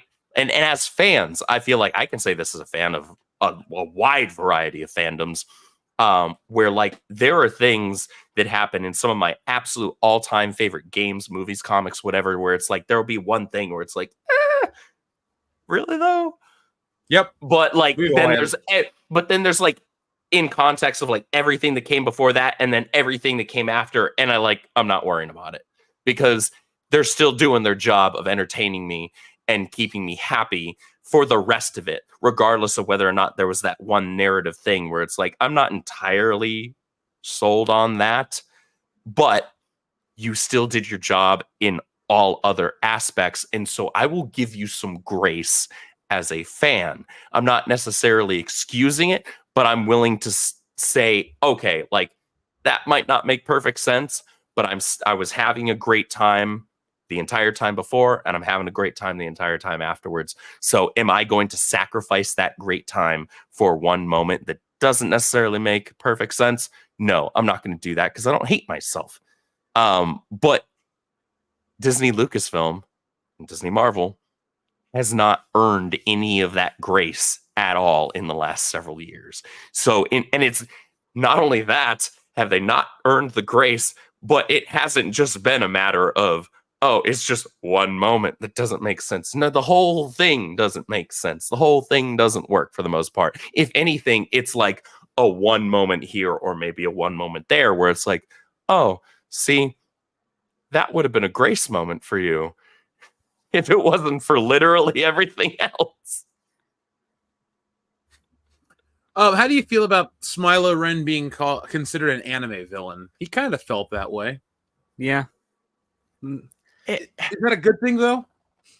No. I don't know. I've watched belongs in anime with anime. way better villains in anime than this guy. Like there's nothing to him here. He just kind of popped up out of nowhere. There was script was saying earlier, like they didn't even attempt to like make him be kind of like planted in different parts throughout the series to like lead you to believe that this was a possibility, that this guy is actually the big bad. Mhm. He just kind of like, oh, hey, here I am. Like I was acting goofy all the way up until literally just now. And Yeah, now it's- I'm supposed to be cutting down a bunch of Jedi Masters. I don't believe you. It would have been far better if they actually took a page from the movie 7, where you don't know, like you see the results of these things happening, but you don't, and you know there is a perpetrator, but you don't see them until the final act. That would have been better and made a bit more sense. It's like, oh my God, this guy was killed by a lightsaber, but we're Jedi only have lightsabers. So clearly there's a Jedi that's kind of fallen to the dark side. We have to rescue or find them, what have you. And then they try to go through their ranks. It's like, well, no, we're all accounted for here. So how did this happen? You know? And was he killed by his own lightsaber or her own lightsaber? Like there's more questions to play around here because it's just basic. It's basic writing. Like Agatha Christie has her, 10 Little Indians book that was made into a movie in the 50s, which I think is actually quite good. It's where you're just picking off one of these people one by one, and of the entire group, one of them is the perpetrator, but you don't know who it is. Even as the numbers dwindle down, you're now getting more and more attention as to, well, is it this character that I like, or is this character I hate? Oh no, the character I hate just got killed. Now there's this character I like, and there's these other two characters I'm learning more about, and I don't know which one it's going to be. So now you're on edge because you as the audience are like, I've invested so much time in the people that have survived. If one of them ends up being the guy that's killed everybody, I'm going to be really upset, but at the same time, it might pay off and be really cathartic. You need that level of thinking when you're trying to do a mystery show that the Acolyte was trying to provide. But here's the thing. Now we're at the midway point. We realize, okay, so this guy was training May to be his apprentice, the Acolyte. Why?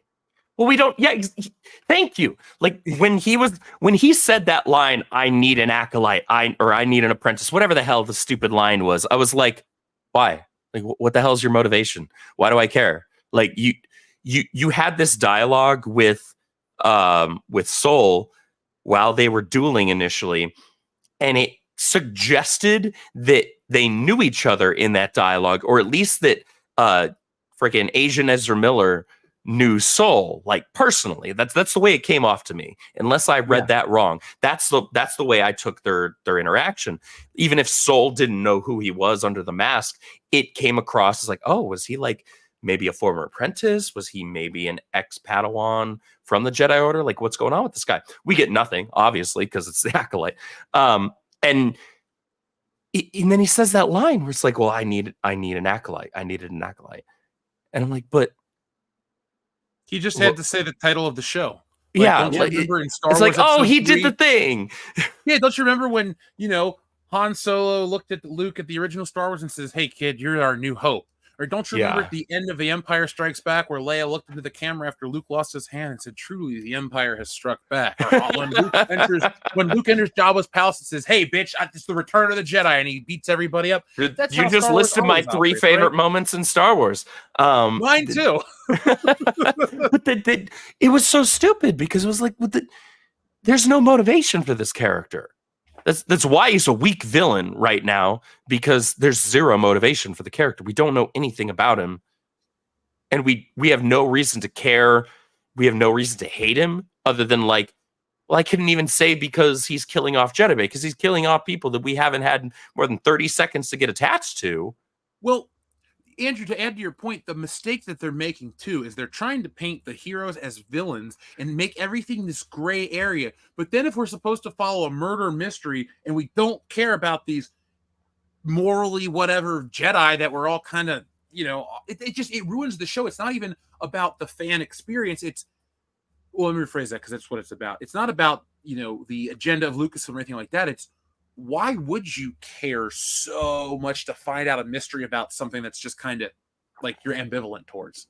like them trying to make the Jedi this, oh, the Jedi are truly evil. Like, stop trying to deconstruct the Jedi. They're boring to me. I don't like the shit, but stop trying to deconstruct heroes. For God's sake. See, I love the Jedi, and I've never made any bones about that, but I am not a fan of the right, wrong, around the bend. I know plenty of people are fans, but I do not like the deconstructionism. Oh, we gotta tear down the heroes and make them all super morally gray, or actually maybe they're really evil at their core. All of this, it's like this is like, I don't need this to be the real world. I don't care. Like, people are morally gray in a lot of cases.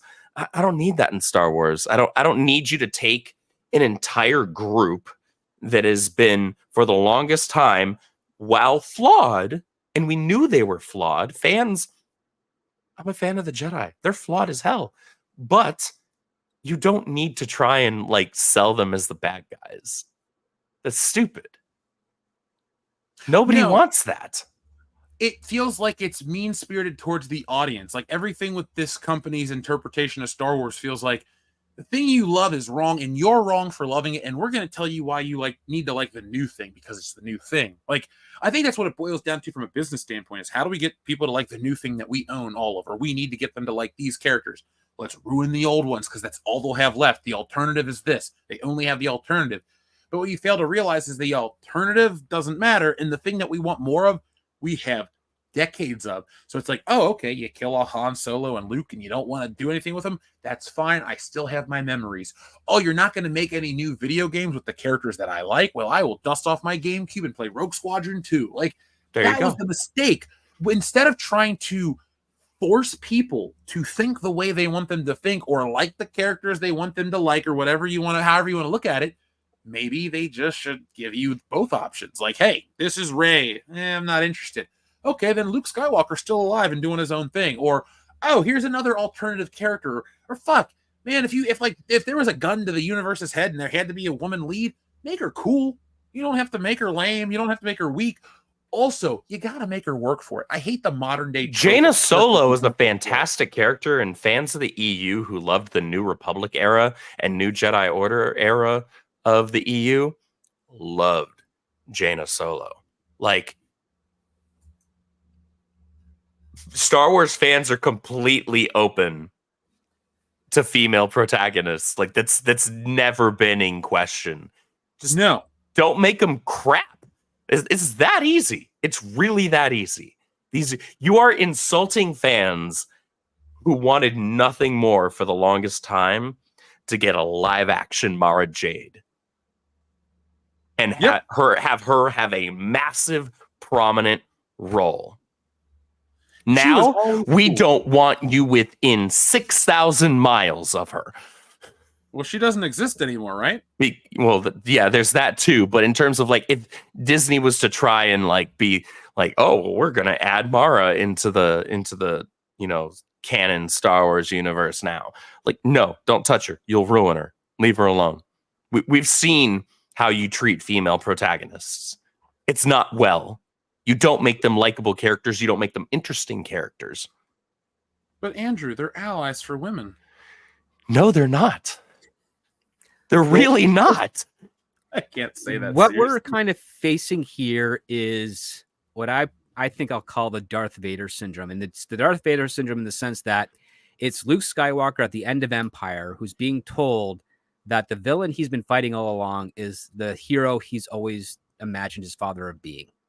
And he can't reconcile with that at that point. So all he can do is just fall, to the bottom of Bespin mining station and try and figure out what to do next. It's this like hoodwink effect where it's like, you think your hero is a real hero. Well, we're going to show you that they're the villain, and they're not doing it in the way that it serves the character. They're doing it by putting the audience in the position of Luke and the franchise in the position of Vader. And then saying, you think Star Wars is great? Well, we're going to show you what it really is behind the mask. And it's what everybody's feeling. Like, how many people were screaming no, like Luke Skywalker was after they saw The Last Jedi? There were lots of them out there. There's videos of it on YouTube. Yeah. It is a very apt parallel to to frame things as such is that we grew up like Luke Skywalker. He grew up. He heard little stories from, his Uncle Owen about his father, things that kind of kept him at bay. But then he hears this great story from Obi-Wan about he's a great Jedi Knight, a great friend, a great pilot, of things that are like very similar to you, Luke. You're a great pilot too. You're connecting with a man that you can only fantasize about because you've never seen him. And then he wants to become a Jedi like his father. He's living out a fantasy that he has put into his mind to try and better connect with a relative that he's never met, that he wish he could. And then by the time he finally figures out the truth, it's like, no, everything that you thought of your father, all wrong, all lies, completely fiction. He's Darth Vader. He's the scourge of the galaxy. He basically purged the Jedi to the near point of extinction. And you got to live with that now. And so here we are as fans in a position where, how do we talk to Star Wars and say, we know you're better than that. Come back to the light side. You can do it with your wallet, but apparently they don't care. It's not powerful enough. What angle is there to do at this point to rescue Star Wars from this darkness? I mean, right now, I think the numbers are telling us that you got to walk away and you got to let it just sort of sit by itself all alone and wonder, was it really worth it to go this route to then be left alone and eventually forgotten? And if they don't want to be forgotten, they're going to have to change gears and basically pick themselves up by the bootstraps and say, you know what, let's tell a good story. And then, you know what, they're not going to figure it out right away, but someone's going to watch it. Someone's going to tell their friends. It's slowly going to grow. And if we can make another good story after that, it's going to compound and expand and keep on going. And then we can earn back their trust. And guess what? I know a lot of people want an apology. An apology is meaningless if it's not sincere, and you'll never get a sincere apology. So stop demanding it. Yeah, it's not going to happen. You're foolish for even asking about it, especially from those types of people. Yeah, so it will absolutely never happen. There is no multiverse where that happens. It doesn't matter if it's the DC's. Well, there used to be 52 multiverses. Now it's an infinite amount of them within a grander omniverse. That's completely retarded. I'm not going to get into that. But yeah, no, that's not happening. Don't expect an apology. That's what. Well, here's the thing. Yeah, most of us have stopped giving Disney our money. A lot of us canceled our Disney Plus subscriptions. A lot of us stopped buying new Star Wars and Marvel projects and products. This is why it's so important to also go support alternatives. Like, go back Wokebusters, now live on Kickstarter. Go pre-order Gooding the Polymath, written by Mike Barron and drawn by Will Conrad, over on our brand new relaunched Rippaverse website. Like, back alternatives, they're trying to still entertain you and earn your dollar. Also, too, folks, by Stealing Solo, a lot of people bought it over the last couple of days over these Star Wars videos. So all you people will get your books tomorrow shipped out. But yeah, there are alternatives. And if you want something that makes fun of Disney Star Wars, I'm right here. I'm doing it on every platform. But you are correct. A script, especially, like, I even wrote a timestamp because I have to clip that. That was so poignant about we are Luke and Star Wars is Darth Vader. And I would love, and I read an article on Forbes talking about, like, letting it wait, the rarity, the exclusivity, the time makes you really value these things. And they're trying it with The Mandalorian. And I wonder if that's going to be the next, like, step with how they do it, where it's like, okay, we're going to slow down on TV. We're going to go back to theaters every couple years. Like, I guess, making $1 billion in grosses every 5 years is too little. So they got to lose money every year to try It's too little if you're spending $600 million after marketing. Dude, yeah.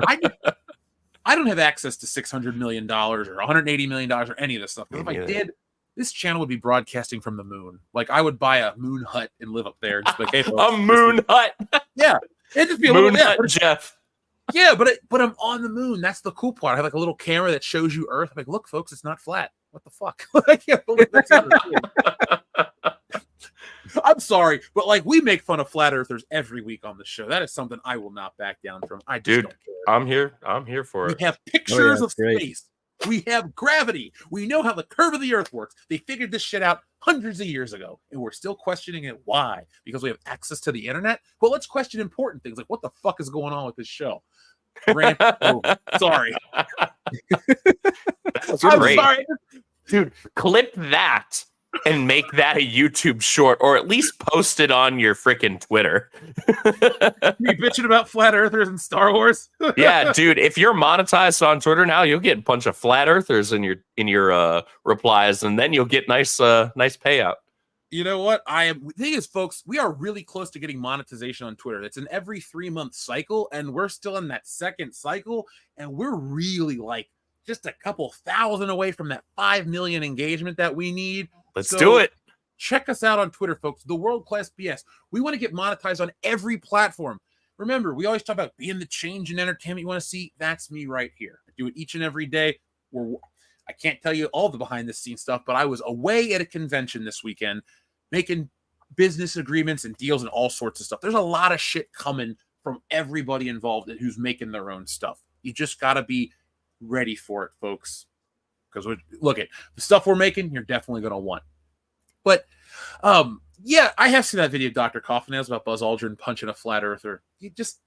Come on, man. Like, why can't we believe? Never mind. Sorry, rant over.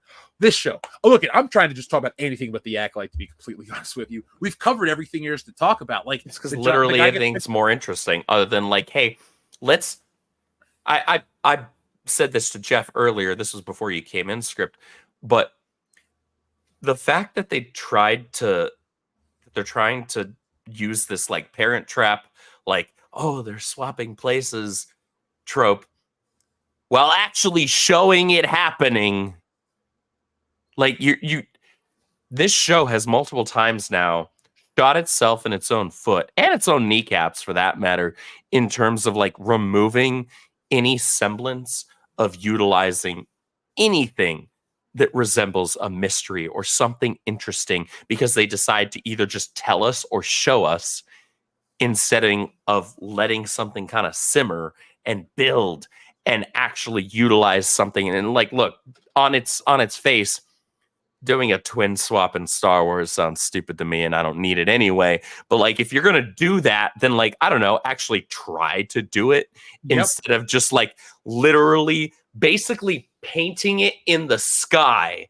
They're like, oh, May is gonna swap outfits with her sister, and then she's gonna go back with the Jedi. Like, I know what you're doing. They're not doing that to fool the audience. They're doing that for dramatic irony, to fool and put tension on Saul. They're trying to set up that she's now with Saul, which means she's going to kill Saul or something with Saul.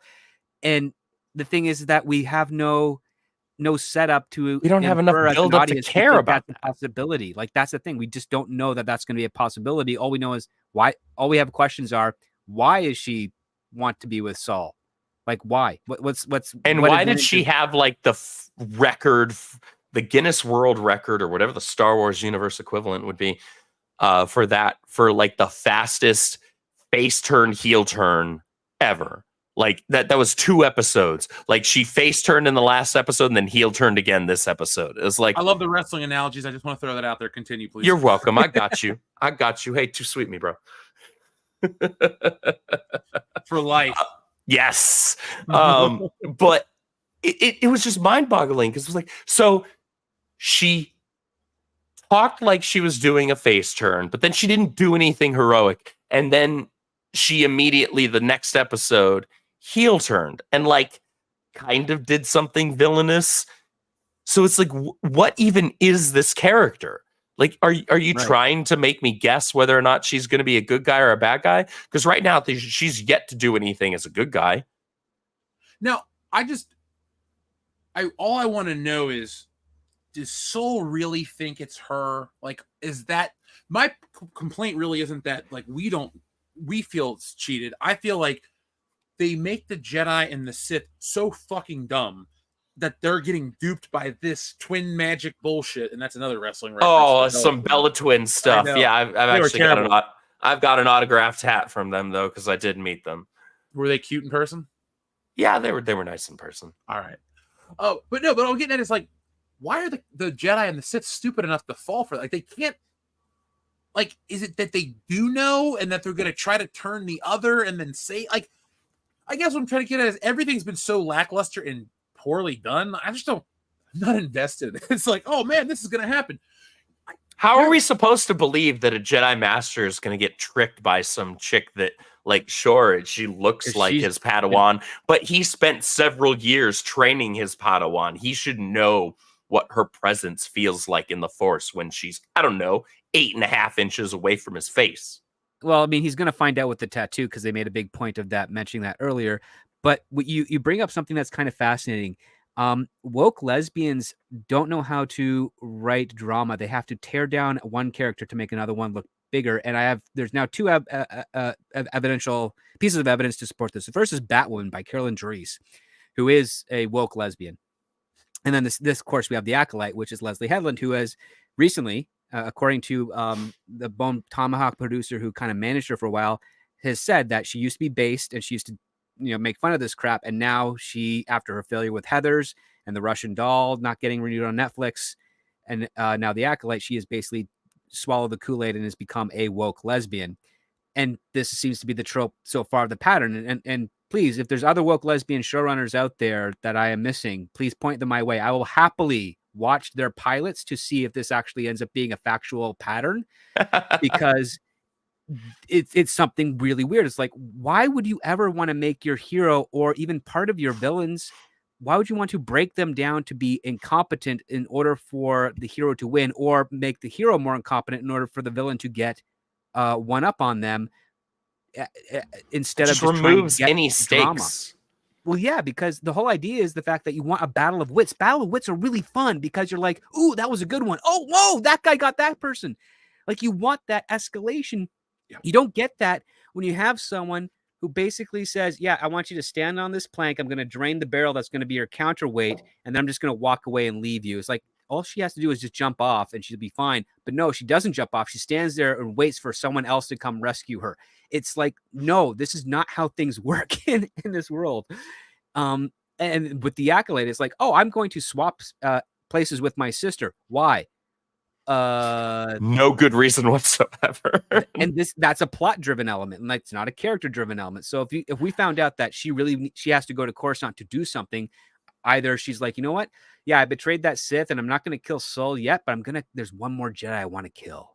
He's not on the list and I know they're at Coruscant. So I'm going to, swap with my sister, get Sol to take me to this other Jedi, and then I'm going to kill both of them at the same time. There's your motivation. That would be something, because that would bring up tension, because here's the question. It's like, well, she's one-on-one with Sol in the ship. She could kill him now and then still go to Coruscant, or is she going to wait for Sol to lead her to the next Jedi that she wants to take out? We don't know, but that is good dramatic writing, because now you've got strategy, you've got deception, you have them trying to do everything they can to keep away from the idea.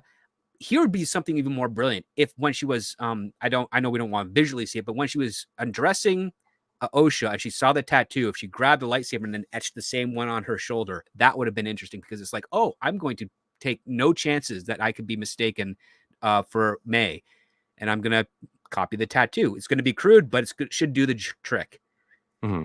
But yeah, no, we don't get anything fun or inventive of that nature. And again, last episode, they really did a terrible job trying to not set up that, Asian Ezra Miller isn't the bad guy. Asian Ezra. That last week when they were walking through the jungle and he's like, oh, I just owe him or something. I'm like, this is so bad. I'm like, come on. I'll be back in 10 minutes to get water. I'm not going to go to the place where we're only a few minutes away from the Jedi Wookiee and kill him because I get the sense that you're doubting yourself. I'm just going to go get you water. That's it. Nothing suspect about that at all. Come on now. I want to be entertained, folks. I do. I would. Are you not entertained? No, I haven't been in years. Is this not why you are here? If I was born and my purpose in life was to lampoon Disney Star Wars, could be a worse life, but kind of hope there'd be more to it. I'd rather have good Star Wars to enjoy, to be honest. Yeah. Unfortunately, that's not what I'm getting. So I've got to go reread, rewatch, replay stuff that I know I already love. I'll just say this once. Disney Star Wars shitting the bed has made my life very interesting. I'll just say it like that. Yes. somewhere in the back of my mind, I'm no like, uncertain hey, terms. yeah, like it's given us a lot. Me personally, I'm very grateful for the people, not the movies, but the people who found us through that stuff. That being said, though, what the hell's going to happen next week? Like, we get it. They're like going Jim to in the chat, Coruscant. And they're going to that's about Coruscant. it. That's Yeah. about it. That's as far as it's going to go. Like, again, it's one plot point per episode. So. Yeah, well, that's actually entirely fair. But like, what does May think she's actually going to accomplish? Like, going back to Coruscant, to the Jedi Temple. Like, all right, so you had some Jedi Masters that you wanted to get revenge on. All right, we still don't know why, other than, oh, they took your sister from you. And even with some sort of a reveal of, oh, it was actually the Jedi that burned down the Witch's Coven or whatever. I don't really care. They probably had it coming at that point. Like, you've done no work at all to get me to care and be on this character's side if that wound up being the case. So, okay. She goes and she wants to kill Saul. That might happen. It might not happen. But what's she going to do afterwards? Is she just going to split? Is she going to try and take out more Jedi? Because she's there. She's at the temple. What's she going to do? Is she going to start killing younglings? Is she going to start trying to off some of the other knights and masters there? Like, how well is that going to work out for you? Like, in a logical sense, you are outnumbered a zillion to one. This is stupid. It is stupid, but part of me is wondering, is she going to go to the Jedi Temple, kill all the Jedi, and then tell the younglings to go return to their parents because they never should have been taken in the first place? Oh, dear God, that's so bad. Probably. I mean, I'm just trying to think. It's really hard for me to think in terms of her intentions. Maybe that's part of her intentions. I could see that. It's retarded, but I could see it. However, narratively and in terms of the timeline, this is only like 100 years removed from the Phantom Menace, so that just wouldn't work if they actually went through with that. That I can't even quantify how hard I would laugh, because it's like, oh, so we're supposed to get from here back to the Phantom Menace in terms of like the scope and scale and spread of the Jedi Order throughout the galaxy in 100 years? Sure. Yeah. Sure, Jan. Sure. Never mind that Yoda's actually around at this point. Oh, I still forgot about Yoda. Shit. Yoda is actually around right now. See, I'm thinking it's more like she's not destroying the entire Jedi. She's just taking that one generation of younglings away from them. And then that's her recompense for, you kidnapped my sister, I'm kidnapping your children, but they deserve to go back to their families the way I deserve to be with mine, and you took that away from me. And like, I'm just trying to figure out, it's like, is that the narrative direction they're going? Because I'm trying to think, okay, psychotic person, lesbian woke woman that doesn't have any foresight. And that's redundant. Because you already said psychotic person script. I know some lesbian writers in Hollywood that are really good and they don't do this crap. So it's not has anything to do with lesbian. It's just a combination of lesbian and woke. The same way as a combination of like feminist and woke, male feminist and woke. It's like, it just doesn't work. Like, there's regular male feminists who they don't want to tear down men. They just want to make sure that they're never going to tear down a woman that is like a good person. Like, if you're a horrible person and you happen to be a woman, yeah, a male feminist will like knock you down a couple of pegs. But if you're not like a traditional one, not the current generation, I'm talking like the ones that were like, oh wait, a woman wants to have the choice to go to work or be at home. Okay, I acknowledge the choice. I prefer they stay at home, but I'll acknowledge the choice. That's fine. Whatever. Let them do their thing. They'll change their mind eventually. That type of male feminist, the one once they see the government taking their cut from their paycheck. Yeah, the government taking their cut from the paycheck, but also whatever's left over still goes back into the home. I mean, there is a reason why there was a good financial boom in the 80s. Spouses, wives working at the same time kind of did that, but then the spending on the government side kind of kicked up a notch too.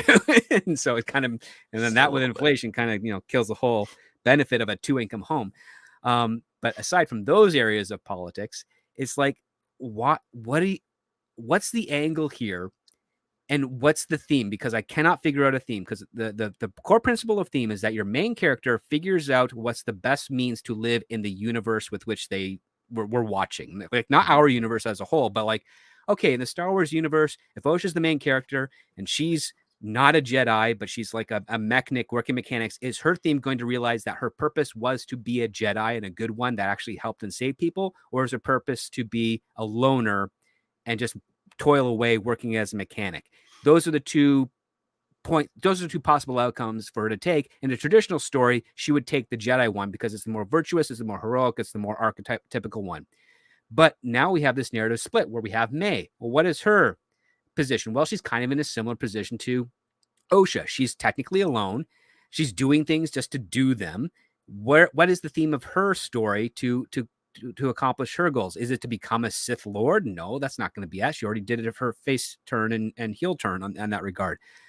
So what is her thematic arc? Because we understand other villain thematic arcs, which is like they don't try to figure out how to best live in the world. They try to manipulate the world so that it fits their preference. Mm-hmm. What is May's preference that she wants the world to fit in? Like, her family's gone. She can't get that back. She's given up on her revenge to the Jedi that took her sister. What's left?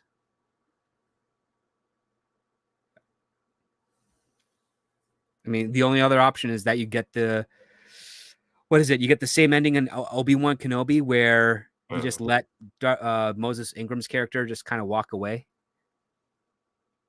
Stupid. And guess what? What do you want? What's the over-under? Do you think she's going to return for either the Rey movie or the Mandalorian film? I don't want to see her ever again. The character was horribly written, and the actress, I mean, maybe she's a serviceable actress outside of that role. I've never seen her in anything else, but I saw nothing, no flicker of anything within that performance that led me to believe that she's an actress who is better than the role that she was cast in. So I'm good with never seeing Reva ever again.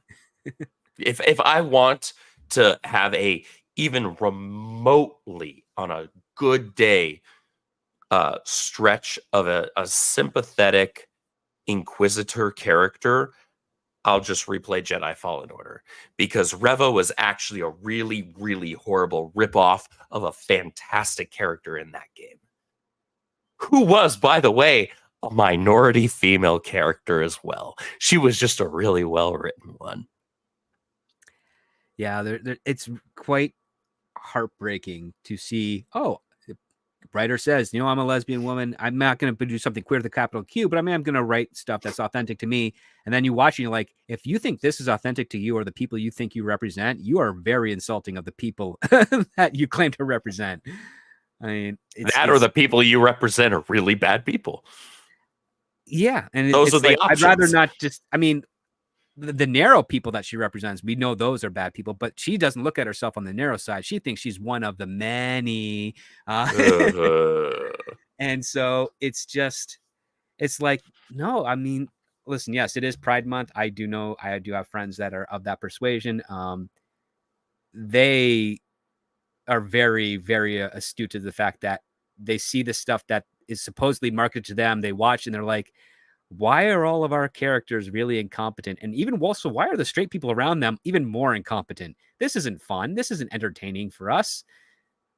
And, if they're picking up on that, that's probably why you have a percentage score rating overall that is actually reflective of the other, quote unquote, that are not the straight heterosexuals of the demographic, which is about 13%, And I'm talking like not just, heterosexual, but all of that and then some. And even if you want to throw in the minorities that are of that group as well, it all kind of pulls around to about that average.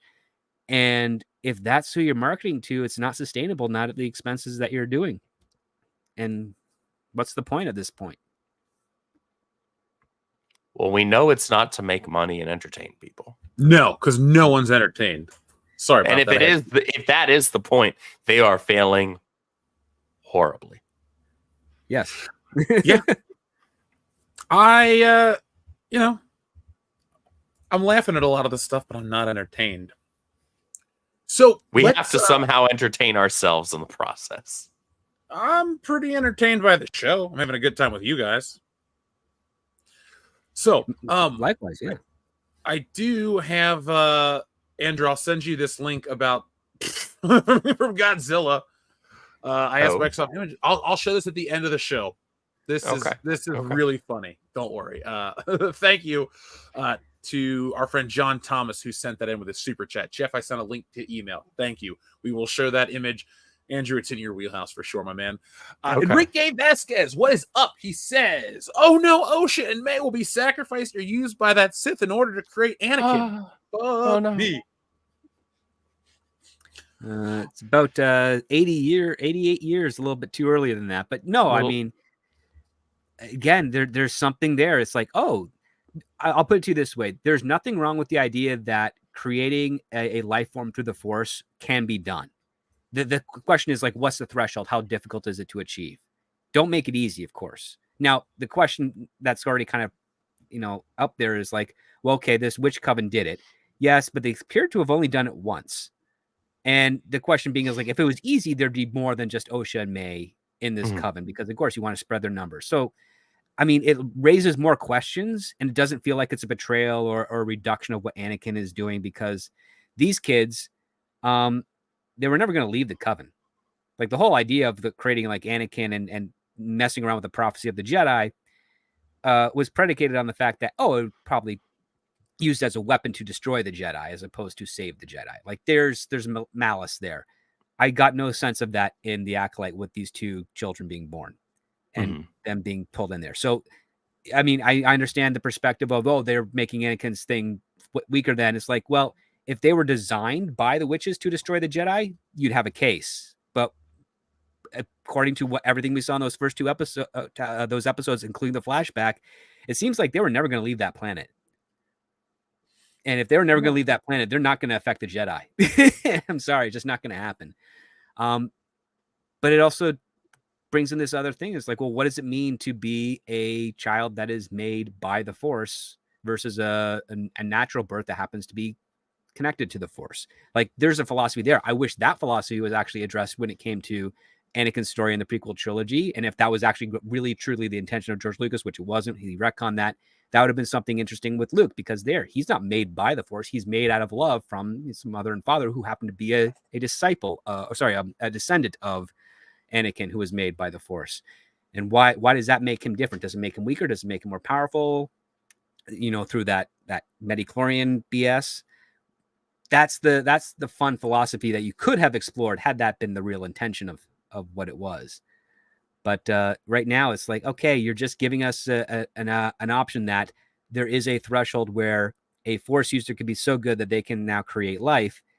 That is going to be your pinnacle, and it's going to be rare. But when it's done, it's going to come with a lot of consequences, because when you create something artificially that powerful, whether it's for good or bad, you don't know how it's going to play out, because that person is going to have their own soul and their own agency, their own desires, and you could have a Darth Vader situation, or you could have something new, and there's no guarantee of that something new. The prophecy is trying to say that there should be this something new, this whole getting rid of the Sith by the chosen one type of thing, a true restoration of balance of the Force, where the dark side does not tip the scales in any favor. But I don't think we're ever going to see those stories like that under the current Disney regime. And I don't think we'll ever see them. Because what I want to say is, I think there's a limit to this. I understand that people say, Star Wars is too big to fail, or things are too big to go away. I don't think it'll ever die, but I do think they'll get themselves into a corner where they don't have the leeway to try too much anymore, and they're going to get themselves stuck where they have to do the same shit that, like with Marvel, they don't have leeway to make garbage offshoot characters. They have to rely on Wolverine and Spider-Man and Deadpool and all the heavy hitters. They'll bring back Robert Downey Jr. before they'll make another Captain Marvel movie. They're tired of losing money. They're tired of this shit. Well, but I'm going to rephrase it. It's not that they're tired of losing money. Audiences don't give a shit anymore about random stuff. I get that you think an audience would be open-minded to a lot of different ideas if they're good. I believe that. But I do believe after a certain point of so much disappointment, an audience will go back to what's familiar and recognizable, not a brand name. So let's say they make a Luke Skywalker cartoon that avoids a lot of this shit. People will probably check that out. You do this, you do that. You do that for a long time, then maybe you open yourself up to the ability to do these random stories. But as of now, you're just shutting yourself down from the freedom to do more. So, yep. That's my take. I mean, that's the thing. The mistakes restrict you more than any type of censorship or rules to put in place, because there your audience isn't showing up to see you take those risks. So what do you have to do? You have to remember that no brand is too big to fail.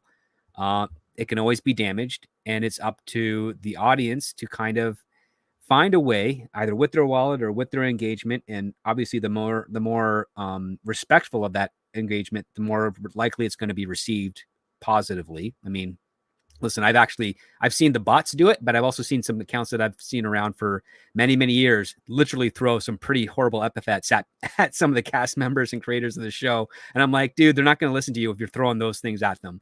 And then they're also not going to use those as receipts to say, yeah, look at these haters talking to us and using this horrible foul language. They're not going to point out to that, because there's a couple of politics in there. One being is that if some of these people have a large following, the last thing they want to do is point to that person and have their followers then counter bully and possibly do harm to that person through the cyberbullying, especially if they don't know if that person is a child or a teenager or just a Gen Z snowflake type of deal. So you've got that tough decision as well. But I think it's just more like, hey, you know what? This episode didn't jive with me. I think this cast was great, but I don't think the writing and the production is doing them any service. You got to start doing harder. You got to be more creative. You got to make me want to know what's going to happen next and not question what the heck did I just watch, and keep it as neutral as you can. You want to throw some F-bombs in there, that's fine. But I mean, the sad truth is that even though there are, I would never think a real Star Wars fan would ever use any type of derogatory epithet, but there are people that will use that and then claim to be a fan. And you as much as me and everyone else should always call them out and be like, dude, you didn't have to listen. You can criticize all you want, but don't call her that, or don't call him that, because that's not helping anybody. That's just feeding into what they need you to do in order to justify their actions, to call everyone else. Well, what that does, it just allows them to lean into what they already want, which is to use it as a scapegoat.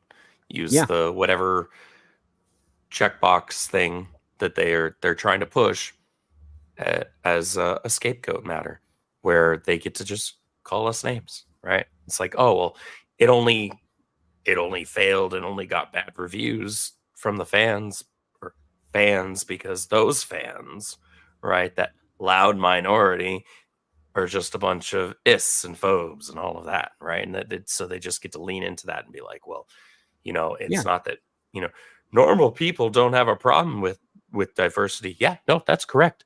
We just have a problem with bad writing, and that's what you're doing. If Skater's good writing, we wouldn't say crap about the diversity.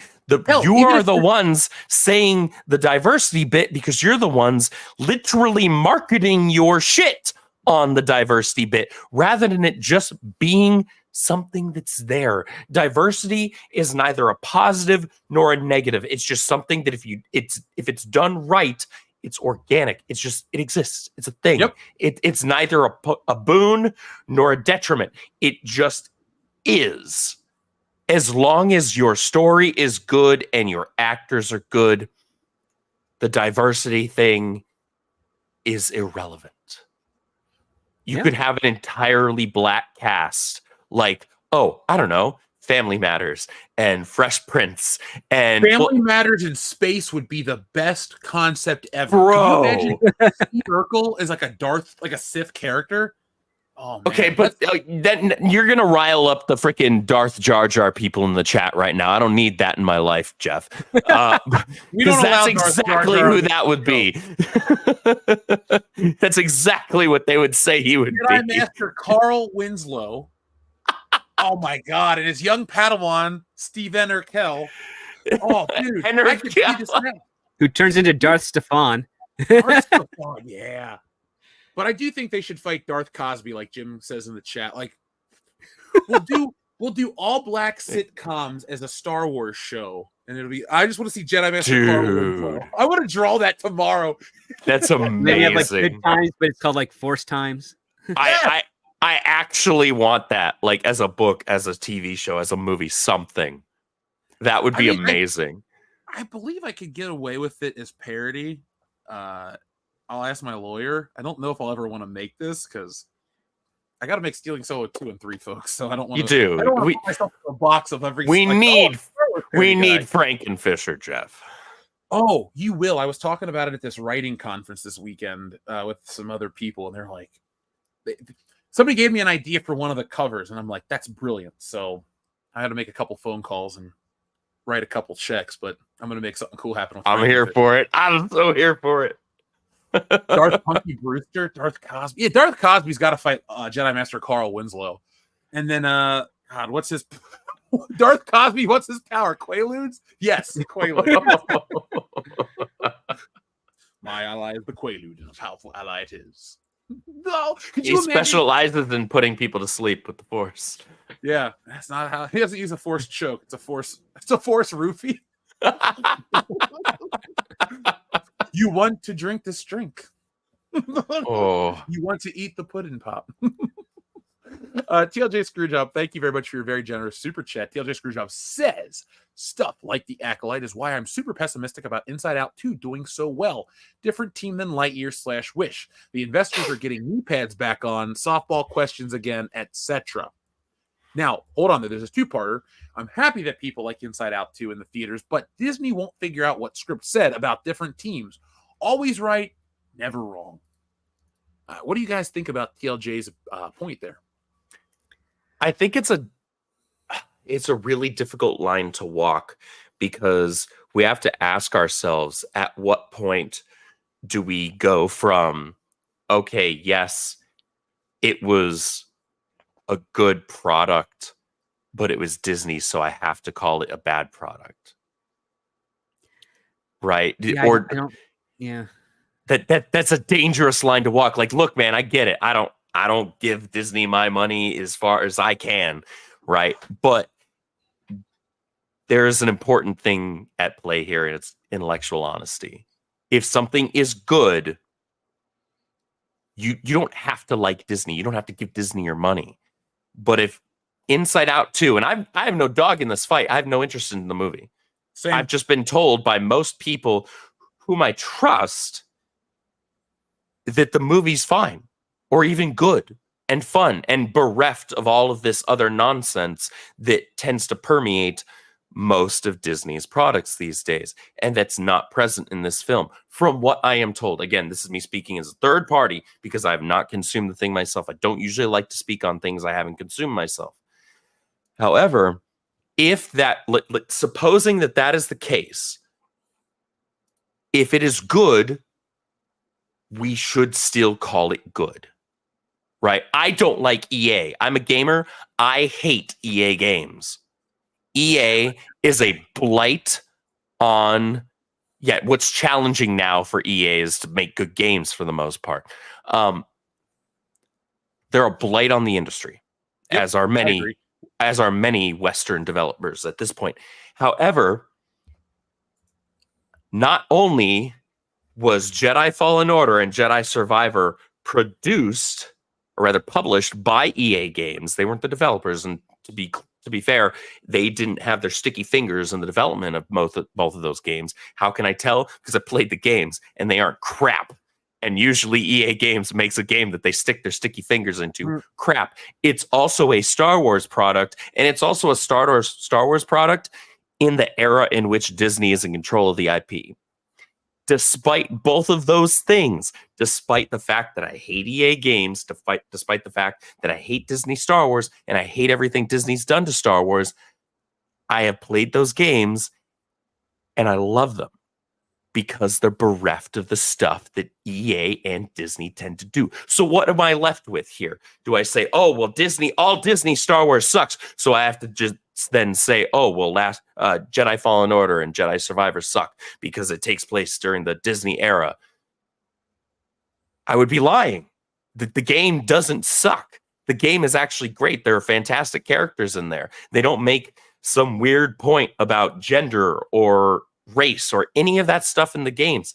They're just good games and fun and take place in the Star Wars universe. What do I do? Just lie? Do I be intellectually dishonest? No, I can't do that. I'm not willing to do that. I'm not willing to sacrifice my integrity just to continue to beat against a bone that I have to pick with Disney and with EA. I think it's important for us to remain intellectually honest. Doesn't mean we have to continue to give them money. That's for sure. It doesn't mean we have to sing their praises. No. That's for damn sure. But if something comes out and it's good, we should be willing to admit that it's good. Otherwise, we look like the ass. And not like an asshole. Like, fine, if somebody's gonna call you an asshole, they're gonna call you an asshole. But like an ass in terms of you're speaking out of pocket, you're speaking out of ignorance. And people can spot that and pick it out and pick your arguments apart. That's where you lose credibility. Right now, we are in a place generally where we are the ones with the credibility as fans. We shouldn't be willing to sacrifice that credibility just because we have a bone to pick with Disney. I'm not willing to do that. No. I don't think you're wrong with wanting to be honest about stuff. And even I said at the beginning, like, hey, at least the Sith didn't do terrible lightsaber fighting like other places. Yeah. It was the best lightsaber choreography I've seen in Disney Star Wars. That's a low bar. True. Extremely But it is low the best. bar. The Subterranean, but it was better. The trees, until the trees fell in the wrong direction. It's that stupid down thrust thing that they all do in every movie. Like in the day, they do, they block, they do shit that makes sense. All they do in the fucking sequel ones is they like whip it around their head and then they do the stupid down thrust. All of them, not just Kylo Ren, but Rey. They all fight by like shoving the lightsaber at each other's dicks, even if they don't have them. It's really stupid looking. This dude at least was like, fighting them off, flipping, doing shit. It's like a video game, folks. If you like video game choreography, you'll probably like that scene, but you'll also remember, this is Disney, and whatever. It is what it is. It's why I appreciate the original Obi-Wan and Darth Vader fight in Star Wars, because it's really calculated. And each one, they're not actually trying to strike at each other. They're actually just trying to stab each other. And I'm like, oh, that's experienced fencing right there, because that's what you try to do. And you don't waste a lot of energy. And I mean, there's a little thread on Twitter the other day about like bringing up that scene 69 or scene 59 that some fans did to make this epic Obi-Wan. And I'm like, even at the time, I'm like, this is trash. I mean, it's not good. Like, no, Obi-Wan doesn't need to do that. The whole point of that fight was he's distracting Vader to buy time to get rid of the tractor beam. And then he finds himself in a position where, Luke, Leia has reunited with Leia. That wasn't really a big part, but he's rescued the princess. Han and Chewie are on the ship. The droids are safe. And it's like, well, I would like to continue training Luke, but I can't because I'm not in that position to do so. These guys have to get away. That's more important than me training this boy. I will then just give up the fight because Vader wasn't winning that duel. No. Like, it just wasn't going to happen. And that's something really important about the subtle message of Star Wars when it comes to the light side and the dark side of the Force is that Obi-Wan, an old man, part of the light side of the Force, still a better fighter, better in tune with it than Darth Vader, who is saying that the dark side is far more powerful anyways. He's all talk and he's no show. And here's Obi-Wan is just like, yeah, I'm just playing with you right now just to buy time for my student and his friends. And it's like, you know what? Okay, I can't go with him anymore, but guess what? I know something about the Force that Vader doesn't. I can still help Luke beyond this point. Bye-bye. And they get away, and sure, they're being tracked and whatnot, but Vader's like, what the heck happened here? He's just his robes are left. Is he naked running around the Death Star? He just vanished in front of me. What trick is this?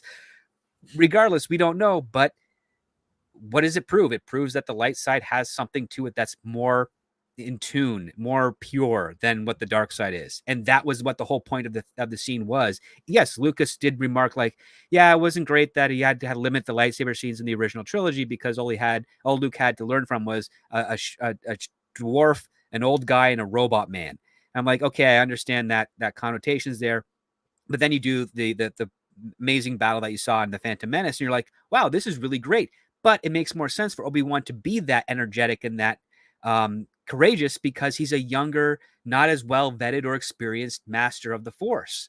I mean, that's just the case. The only mistake Lucas made is that in all the subsequent films, Obi-Wan didn't change that style to be more disciplined, more controlled, to line up with that New Hope thing. I mean, listen, I know a lot of people love that Obi-Wan Anakin fight at the end of Revenge of the Sith, but I'm just like, it's way too much. I mean, I'm fine with Anakin all that stuff. Slightly push back on that, and only slightly. I'm just saying it's too much in the sense that it's fine for Anakin to be that wild and crazy and do all those cool things, but not Obi-Wan. I think Obi-Wan was on the defensive through the vast majority of that fight. He was actually wearing Anakin down on that. He was only keeping pace with Anakin insofar as he was drawing him in and wearing him down. That was the purpose for that opening part Obi-Wan. where they're spinning the lightsabers around and not hitting the blades at all. They're just spinning it. That was unnecessary flourishing. Yeah, that was. Yeah. I'll never understand necessarily why that was a thing. They put their hands on each other and then fly backwards. Yeah, and it's like, all right, like we're just trying to like just throw everything at the wall and see what sticks. Fine, whatever. But like, yeah, like I know a lot of people think that that's the greatest lightsaber duel in all of Star Wars. They're wrong. The greatest lightsaber duel in all of Star Wars is actually Duel of Fates. No, that's number 2. Yes, there's a lot of that there. Narratively, there's so much build, and that's Empire. What a lightsaber duel is, man. Like that's what Scene 78 and everybody, even George Lucas later on, forget. It's not this big show of like Jedi mastery. It's the end of the movie where it's like everything builds to the one lightsaber duel, and you're like, oh shit! But it's all about everything in that movie. That gets it like all comes to a head there. It's not about a display of the Force or a display of special effects. It's literally about two characters' conflict having a physical manifestation of the emotions or whatever. And I'm not shitting on episode 1 at all. Don't worry. But like, there's so much with 5. Oh, that's something new. Yeah. Oh, hold on. Let's see. Boss Nass is retarded. There we go. He was better as the Hawkman King. I'll put it to you that way. But no, to your point, that is what is the most vitriol. That's one of the most vital aspects of the final fight in Return of the Jedi between Vader and Luke. When Luke loses it, and Vader's just toying with him that entire time until Luke actually finally gets one over on him and chops off his hand, and that's where Luke stopped and he realized, holy crap, I'm turning into my dad. And this must have been how he fell to the dark side. And then he realizes, oh wait, as a Jedi, I'm not supposed to kill him because that's how you create this cycle. I'm supposed to do what I had initially, which I wanted to do, which is save him. And then he turns around, tosses his lightsaber before the Emperor's feet and says, screw you, man. I would rather die a Jedi than be your slave. I love that scene. And one of the reasons I like Star Wars the way I do and will always go to bat for it is it's one of the few movies, and all the original 3 all have it, but they're one of the only movies that like where I feel something. Like every time I watch the Death Star Trench, or every time Luke finally cuts off Darth Vader's hand, I have this cathartic, like he finally beats him. And it's not about the deeper stuff. I always feel something when I watch those. Right. Anakin has been disarmed once again. Yeah. But it's so like satisfying. But then there's that moment, like you just said, and I won't repeat you. And that's where that's the beauty in all of this, because it is this like over the top, big budget sci-fi action movie at some point, but there are these like moments of depth, and you just like, oh, there's a little more to this one, and then people tie into that, and that's been lost, and it's been lost for quite some time. I'd say episode 2 is bereft of that, to be perfectly honest. George Lucas lost his way in that movie. That movie is dumb. Episode 2, man, that's my least favorite. I like the idea that the consequence for any Jedi is the fact that if they don't stay true to what the code and the ethics of the light side is, they will become something as dangerous as Darth Vader. Because that was the one thing that was missing in Empire when they were doing in development, is they were like, well, how are people, what's at stake for Luke at this point? Like, what's the consequence here? We know of the dark side, but nobody's going to believe that Luke Skywalker is going to fall to the dark side. And then they've kind of realized, well, what if we made Anakin? But he might try and murder his nephew. Maybe, yeah. But like they basically said, well, what if we make Anakin and Darth Vader one and the same? In which case, if we have Luke's hero be the one that falls to the dark side, that will basically convey to the audience that Luke has the potential to also fall to the dark side, which means now we're going to care more about his journey and not just think that he's going to be this, on the verge of a Mary Sue, uncorruptible type of character. And then, I mean, they didn't run with it in the best manners for Return of the Jedi because they left out Luke and Han and Leia's story in that. But the Luke stuff that they focused on, I mean, I love the fact that when Yoda and Obi-Wan are saying you have to face Darth Vader again, and Luke keeps inferring that that means kill him, and it's like, that's not the lesson they're teaching you. They're trying to let you forget that old way of how to defeat an enemy and get you beyond that, which is the whole idea of I can't kill my own father. And Obi-Wan is saying, well, I guess the Emperor has already won. And it's not saying that he's never going to kill him. It's like, if you haven't gotten understood the lesson we're trying to teach you, that we're not asking you to kill Vader, but technically ask you to rescue him, then yes, the Emperor has won, because guess what's going to happen? You're only going to be thinking of the end point of killing Vader, and that's going to turn you into his successor, and the Emperor is going to win this long battle that he's been waging on the galaxy for the last 20 odd years. And I think that was, I mean, it's an old teacher's tactic, which I'm not going to tell you the answer. I'm going to give you clues so that you figure it out, because you will remember it more, remember it better that way, as opposed to me just telling you, I'm not telling you to kill your dad, dumbass. I'm telling you to rescue him. Luke probably wouldn't understand the gravity of what that actually means as a Jedi overall. But I think that's kind of something that has also been unfortunately lost from Star Wars for many, many years. And I understand why. If you want to do video games, you want to do comic books and stories, it's fun to have the Jedi have a fight with the Sith and then vanquish them with the lightsaber. Playing in a video game, tabletop, comic books, I get that. But you got to make it satisfying for the player. But for the story of Star Wars, like, the idea is that if you kill a Sith, you technically fall to the dark side. That's the kind of the rules sort of established with that original trilogy there. And I think that's a fair assessment, and then that's completely betrayed with the prequel trilogy. and because wasn't the Jedi trial, like, there's the Jedi trials were a thing, but Obi-Wan's Jedi trial was just beating Darth Maul, right? Doesn't that make him a Jedi officially? So you're right, they do change that up, like, right, because Luke becomes a Jedi when he's like, I'm not killing my dad. And what happens? Well, Vader's now gone at that point. That's Anakin Skywalker stuck in that robot life support suit. And he basically just says, you know what? My son's right. I'm already corrupted. I'm not a Jedi anymore, but I can pick up the Emperor and I can throw him over that railing into the abyss, and I can save my son from that without him having to fall to the dark side, because I'm already there. And when Luke's last words to him, it's like, you tell your sister you're right. You're right about me. Yes, I'm not perfect. I'm flawed. I've done horrible things, but you know what? You believed in me when I didn't, and that goes a long way. And Luke did the one thing you did. How do you defeat the Sith? Well, you don't kill him. You pull him out of darkness, because guess what? If you pull a Sith out of darkness, he or she is never going to train another Sith after them. But if you kill that Sith and they've got an apprentice, well, guess what? That Sith apprentice is going to be the alpha, and they're going to be like, well, my teacher was not strong enough. He didn't have enough hate, or she didn't have enough hate. I'm going to have more hate, and I'm going to teach my apprentice to have just as much hate, and we're just going to keep on feeling the hate over and over again. But if you have a Sith master that decides to leave the Sith and their apprentice behind, the apprentice now has to question everything that they ever learned from that master, and then that gives you opening on the Jedi to be like, you know what, you can come with him too to the light side. We'll take you. Yes, you'll never be absolved of your sins, but you'll never be making any more, and that's kind of how you do it. But again, at the same time, it's not always as fun to watch. You kind of want to see your bad guy bisected, like Darth Maul was.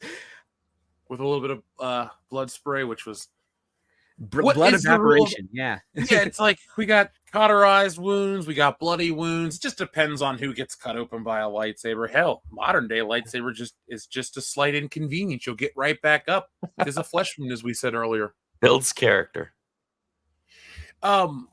Emil in the chat said that the music that plays behind Kumir when he heals Osha is the Kylo Ren music, and he questions, could Kumir be the start of the Order of the Knights of Ren?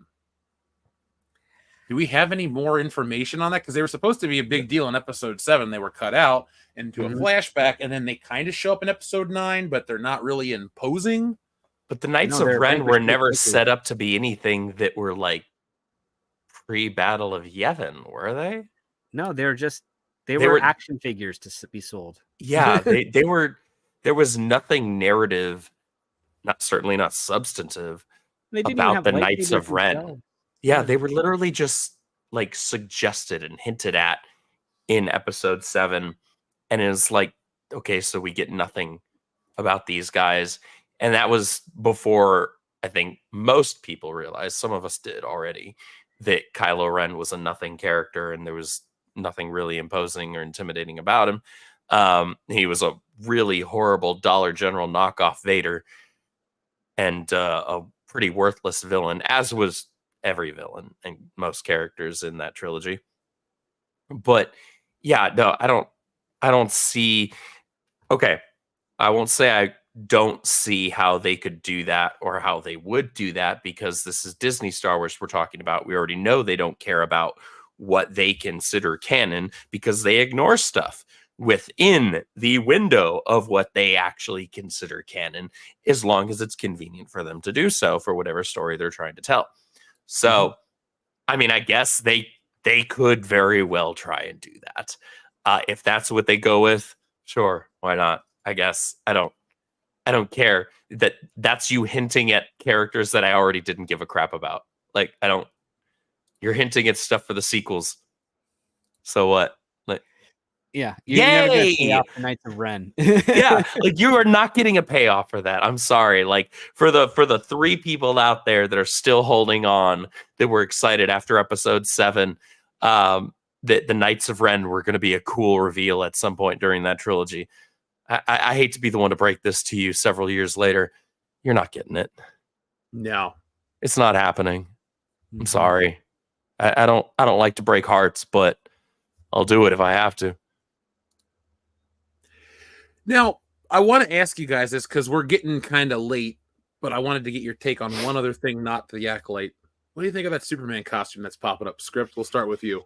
It's toyetic, but not in the right way. I posted that it looks like a Migo costume. I have seen a couple of images where he's standing upright in like a normal Superman pose where it looks all right. But anytime he kind of twists or bends, it looks like he's wearing a leather jacket. It's all kind of puffy and bulky. But I will say the color like palette, bunches in the creases. the color palette is exactly what we should have gotten like a decade ago. It's bang on, the right yellow, the right red, the right blue. I like the trunks. I think the belt is a little high, but I think the trunks look less like panties and more like trunks, which I think I'll take that over the Superman Returns panties that they put him in. So, yeah, I think I'm not 100% satisfied with it, but I will say this: I prefer it a bit more than the Snyder thing because it doesn't look like a plastic rubber suit with sewn in muscles, because that's what Henry Cavill wore. He did work out for the role, but I mean, the way costume designers have been working recently, they're not using materials to highlight the existing body. They're using materials and then modifying it so that it replicates a better body. It's just what they do. So they're always using like rubber, lycra, complex fabrics to mimic that. And I also think a onesie is more gay than the 2-piece that Superman actually wears. So that Henry Cavill costume. I liked him as Superman, but did not like his costume. Andrew. So I'm with Script on the color scheme, I think, or the color palette specifically. I think that the colors are all right. They're solid. I don't like all the MCU lines on the suit. The collar looks out of place with the suit that they did. If you're going to do the collar, and I'm not saying that this is preferable for me, then you should be doing something closer to the New 52 suit, which had the collar. And I'm not even saying I like that suit. It just, the collar fits with that suit. It looks out of place on this one. It doesn't look like it belongs at all. I also don't like how the suit doesn't look like it fits him. And here, look, I'm willing to relent and admit that we're looking at like set shots, and this is all pre-production stuff right now, right? We're not seeing stuff with, you know, light treatment. We're not seeing stuff with the CGI post-production touch-ups and stuff that they do for these films with budgets like this one is likely going to have. This is what we are currently seeing in these shots is not what we will see in the final product, right? It's not going to be a 1-for-1. It will look different. It will look better. That being said, it is still weird and off-putting to see like what he's wearing be so like bunched up in the creases, like when he's turned or whatever, or like if a joint is bent and stuff like that. And it's also really weird, like seeing, like you can look at his cuffs and see how thick that material is. It's just so strange to me. Like I can't even picture like a New 52, like super armored, because that's what Jim Lee did. He like armorized everybody's suit in New 52's redesign for the Justice League. You know, right, wrong, or around the bend. Some people liked the designs, other people didn't. It's whatever. Too many MCU lines for me personally. Simplicity works great with these classic characters. You don't have to reinvent the wheel.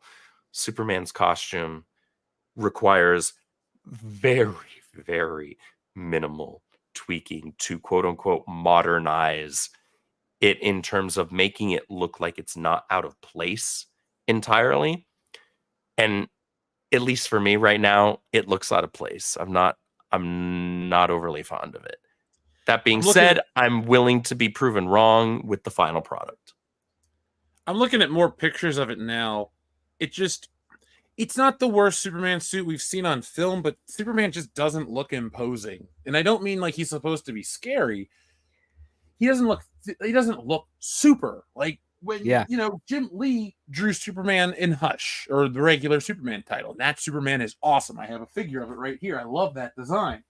But then, like you said, everything's armored in New 52, and New 52 sucks. I feel like this is one of those DC things where they're like, man, people will finally like it if we give it to them this way. It's like, guys, I bought it on day one all those years ago in 2011. Didn't like your designs then, still don't like them now. I can get over the Batman one because Batman has had non-trunk costumes in the past. Like, was it 99, 2000? He had a dark-looking costume. Oh, yeah, that issue. You're pulling that one out. I knew. Yeah.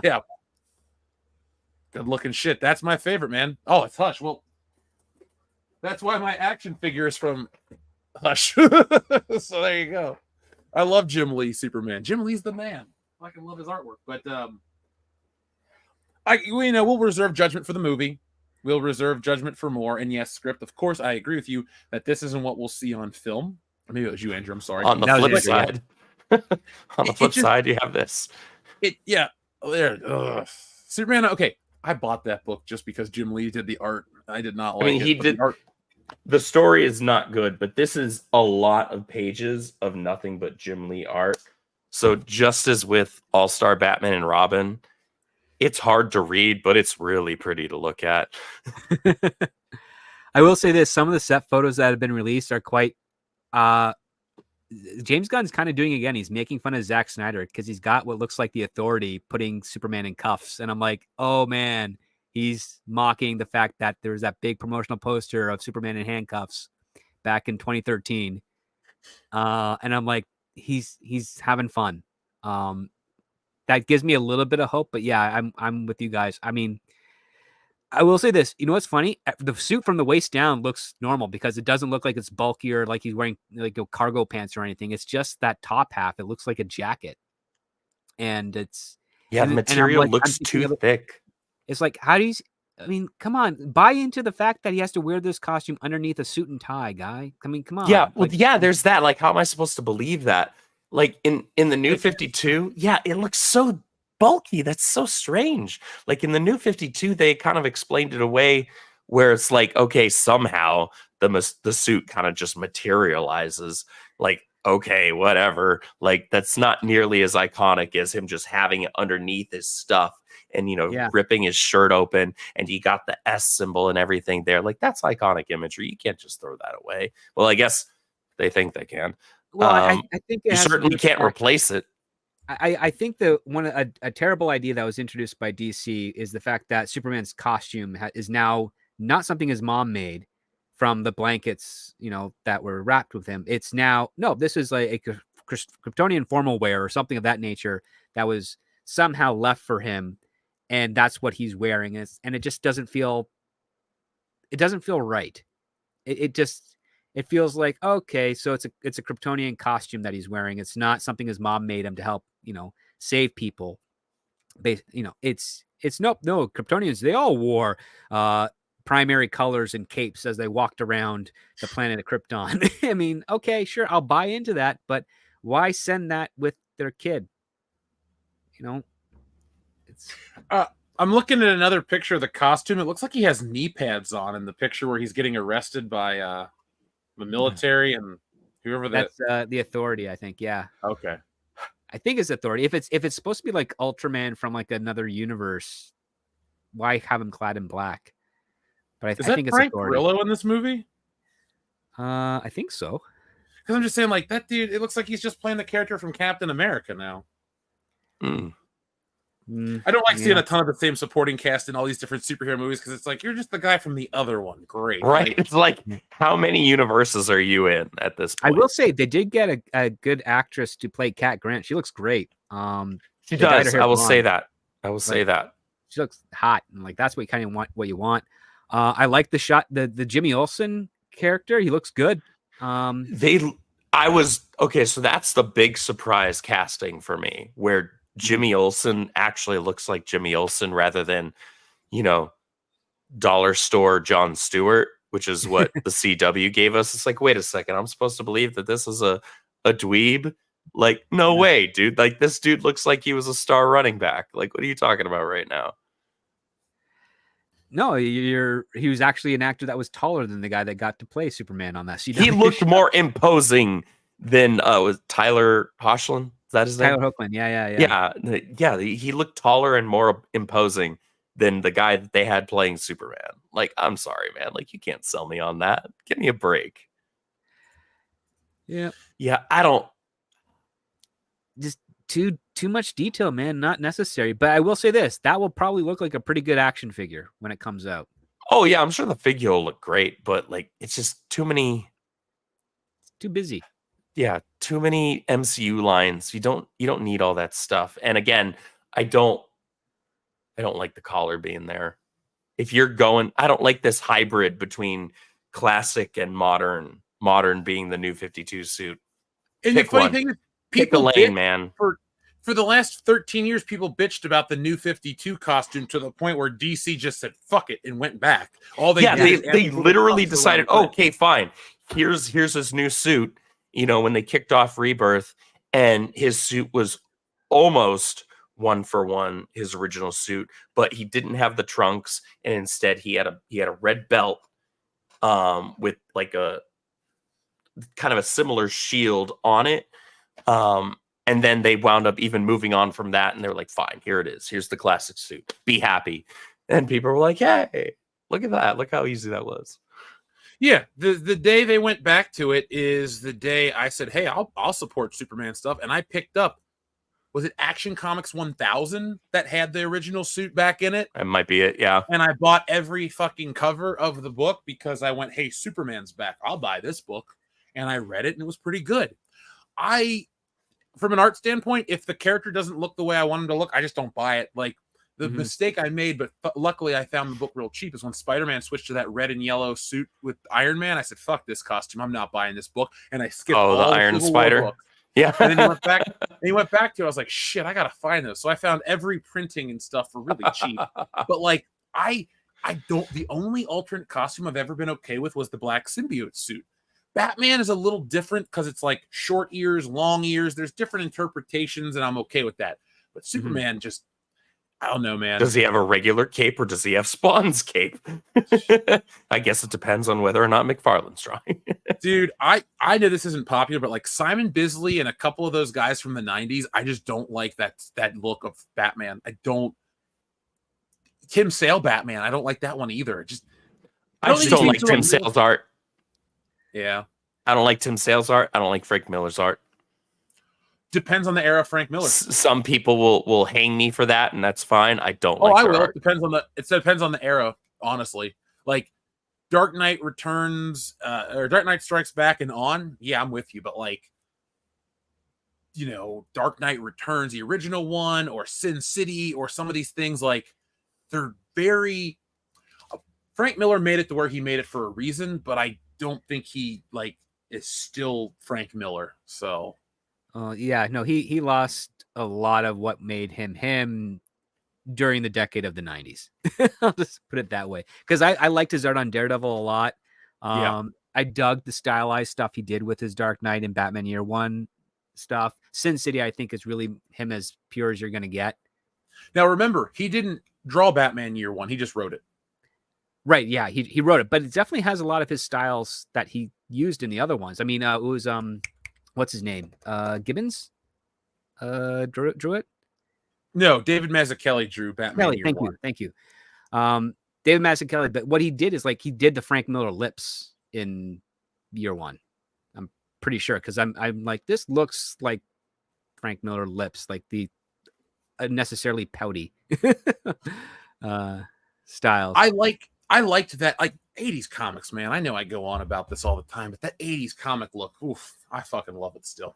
I like 80s comics if it's Will Spertatio, or if it's Mike Wieringo, or if it's I'm blanking right now. Where is it?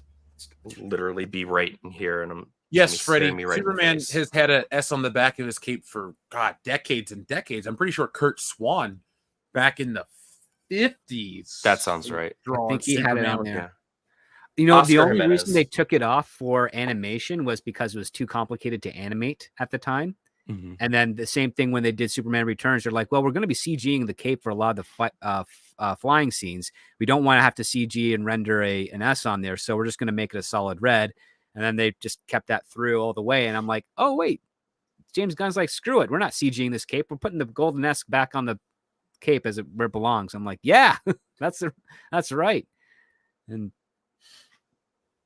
Little Chad, you're right about 80s comics in the paper. How many comic books have you guys read over the years that smell like shit after they just sit in their bags? Like every time I open up a McFarlane Spider-Man, it smells sour, and I don't like that. And I don't have the sour, but I have the musty. It I feels don't- like must.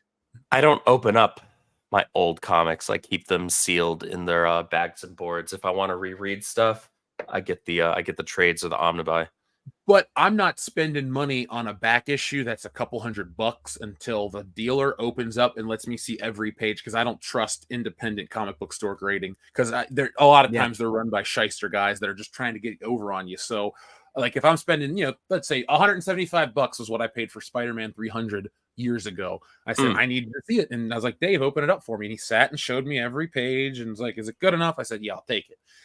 But I'm with you though. Like, shit, I'm getting to the point where I don't even want to read Marvel Masterworks anymore, because I've gotten to the point of comic book snobbery as a creator. Not like, I don't want to say it. I even care about how the colors are reproduced. Like a lot of those Marvel Masterworks, they don't have the gradients right, or they don't have the actual tones of the color. What they do is they pick the number, but they raise it to the highest like brightness. And if you read a lot of these old books, like stuff from the later 60s where they're trying to get experimental, like some of the Jim Steranko stuff, or even some of the Spider-Man books, like his suit is a different color in the Ditko books than it actually is in the old comic books. It's a darker blue, a different shade of red.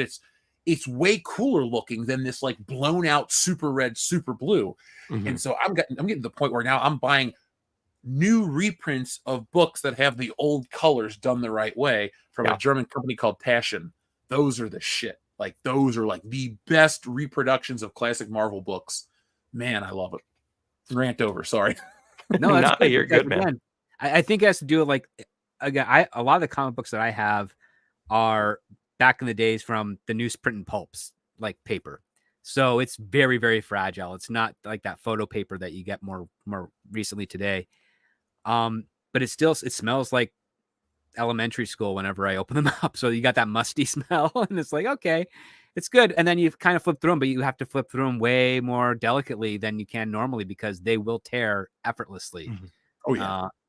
So yeah, that's one of the things. I try not to bust them open too much, but one of the things that I actually kind of like, and I also recommend some of my friends in the United States, if you can get the bags and boards from Canada, we use a plastic or a vinyl that you don't have to change every so many years because it doesn't degrade. So you don't end up ruining your books. You don't get that thing where you pull the comic book out and there's an imprint of what the comic is on the inside of the bag because of all the style and stuff. That thing I always thought was really cool, because I have books that I bought that were in the original bag and board from the 70s at a yard sale. Like the guy just never took them out. Even the tape hadn't been resealed before. And I'm like, oh, this is probably going to be terrible. I only spend $1 on it, whatever, I'll do it. And then one day I just accidentally popped it open thinking it was another issue, and I pulled it out and everything was fine. I'm like, oh my God, this is in perfect condition. And this is the original bag and board and everything from years ago when they first started doing their bags and boards. And I'm like, oh my God, that's incredible. And then I did the research and I was like, oh yeah, Canada has certain regulations that don't allow for that. I got to get back to my comic collection, but I want to upgrade everything to the Mylar bags that are like those ones.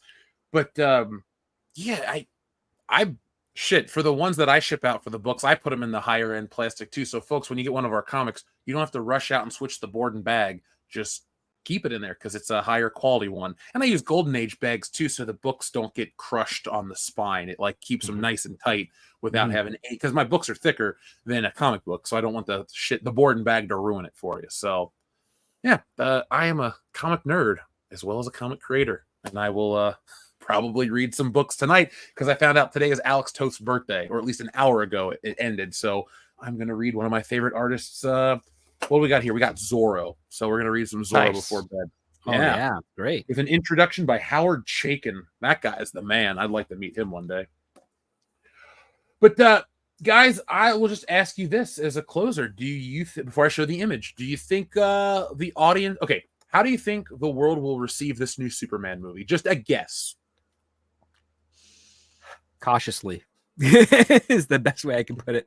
That's hard to say for me because DC has done such a bad job with all of their live action productions for a while now, and there hasn't been enough of a breathing period in between their last really bad project and when this one's going to come out. Was it 2026?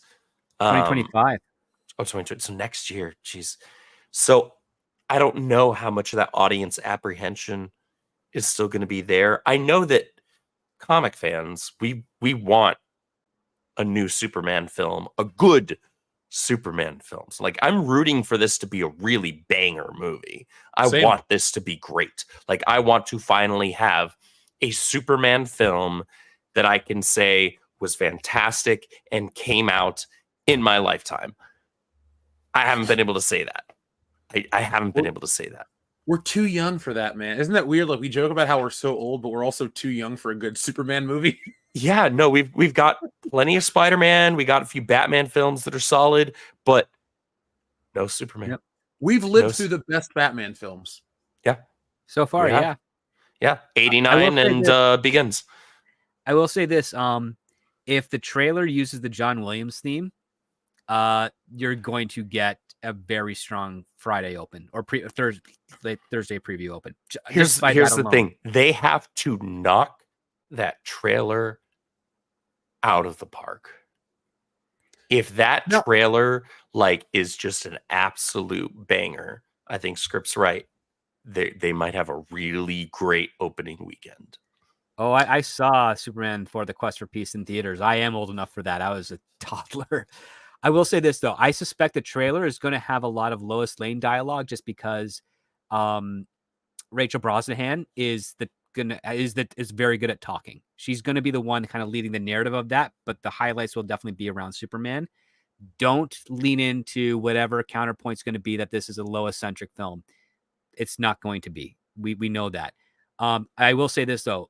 Rachel Brosnahan is most likely getting paid more for this movie than David Cornsweet because she's a bigger name and she's the most. I was going to say she has a bigger draw, right? She has a bigger draw and big following. Yes. Yeah, she's got a bigger following. She's more well known, and so she's got a higher rate. I've seen her in stuff. I've never seen the guy playing Superman in anything. I'd never heard of him before this. Yeah, and Nicholas Hoult is probably making more as well. Is he Lex Luthor? Yes, he is. That's going to be so weird, but I'm interested to give it a shot.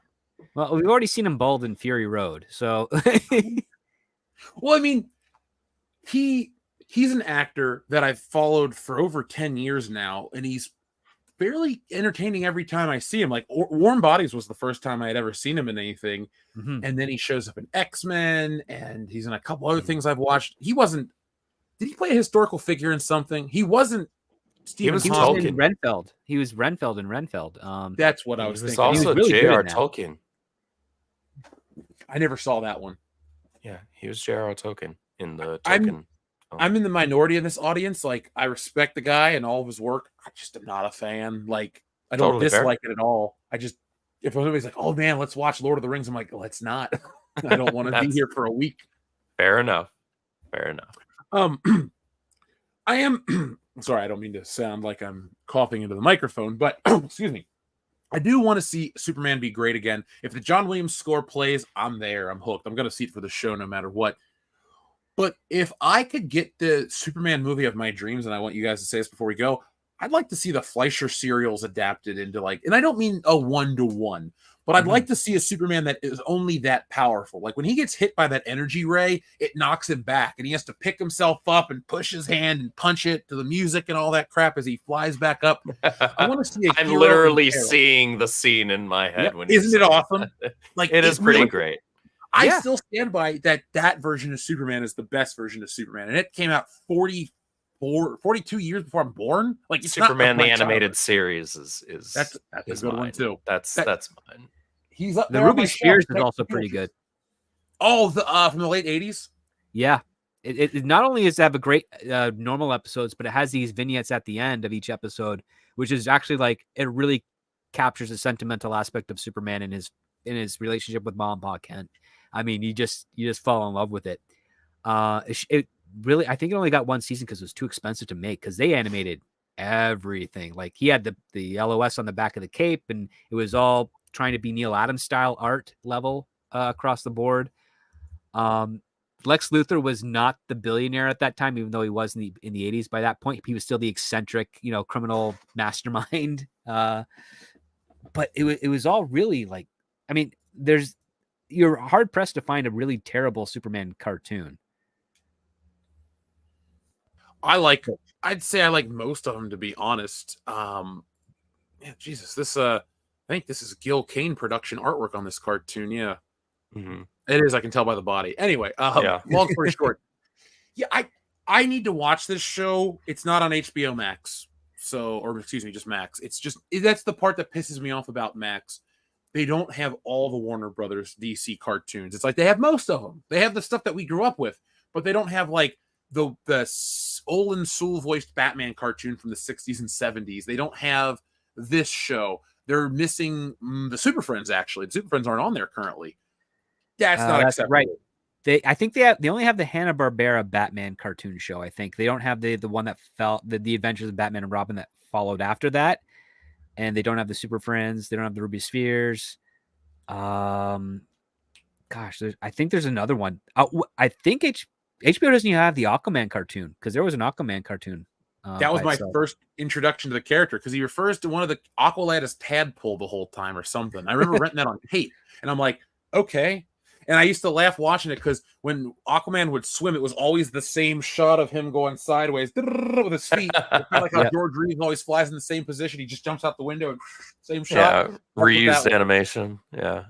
I loved it. It was kitschy and fun. But it's 1 a.m. here, and we got to read some super chats, and then we're going to go to bed because I got to get up early and make the Acolyte review. Woo! Hey, exciting.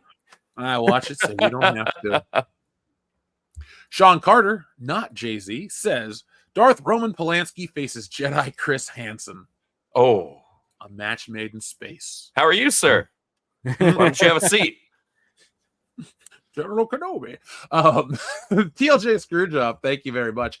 Not saying don't watch Inside Out 2, but even if we support it, will Disney get why we did? That's what I'm worried about. More light years. That's a tough one to answer. Yeah, that's a damned if you do, damned if you don't type of a thing. Really, like do you try and show them the content that we do want, because they actually made it, or do you not, and then they just continue doing the crap they're going to do anyway? Like, I was never going to support Inside Out 2 because I don't like the concept of Inside Out 1. I don't really like Pixar movies at all outside of The Incredibles and Toy Story. I'm not interested in what the kind of story they tell. It's just not for me. Maybe I'm too cynical. Maybe I'm too old. Maybe I'm a guy and I look at Inside Out as a story about girls' emotions, and I live in the real world where I deal with that kind of shit. So I don't want to watch a fictionalized version of bullshit. That's really the reason. I don't give a fuck about it. Blame anxiety. Fuck you. All right. I don't want to watch that movie. So I don't care if it succeeds. I look at it like this. Why does it succeed? It's the sequel to something popular. Women liked it, and women will go out and see movies they like based on shit that they grew up with or that's recognizable. People are like, why did Barbie make $1 billion? Is it feminism? No. 90% of the women on the planet, 90% of the women in this country played with Barbie dolls. They fucking know what Barbie is. It's a recognizable brand. It's like the G.I. Joe movie. People they used the movie. Transformers. A lot of the women that went to go see the Barbie movie used the movie as an excuse to just kind of go out with the girls, get dressed up, have fun, and have girls' night. That's it. They just wanted to go have fun with a movie that was clearly marketed towards them. And what happened? The movie did really well. Like, whether you liked the movie or not, they had their target audience. The target audience went and saw it. The target audience largely had fun with it, and it made a crap ton of money. That's the recipe. Now just do that with our stuff too, and you'll start making money on it again. Yeah. God damn it. I clicked on this email from a listener, and now I read the David Tennant piece. What an idiot. Sorry, I'm not going to get the David Tennant thing. Like, yeah, he's brainwashed right now. He's You know what? I'm not going to go stand up and take my David Tennant figure off the shelf, but he currently is knocked over because the Frank Reynolds bobblehead is too big. You're going to stay laying down, David Tennant. You don't get to stand up. I'll pick up Egon from the Ghostbusters because I respect him, but fuck you. That's as far as I'll take it. I respect it. Yeah. I mean, again, it all goes back to even the trades. They set and prime the actors to say these dumb things. Like that's how they do the questioning. Next press circuit we see for a Disney thing, pay very close attention to the interviewers and what they're saying and how they're setting up the responses, because it will open up some great points of view into how things are working. That is hysterical. What the hell am I looking? Is that Godzilla ass blasting nuclear fire at a bunch of dinosaurs? It says, I asked Microsoft Image Creator to create Godzilla in a 5K12 Mac game, and while this is not what I asked for, I can't help but be impressed. It is impressive. Huh. All right, let's see. What do you want to? I'll do one prompt and then we'll go. What should our Godzilla prompt be, Andrew, or script? You guys both come up with one. Ooh.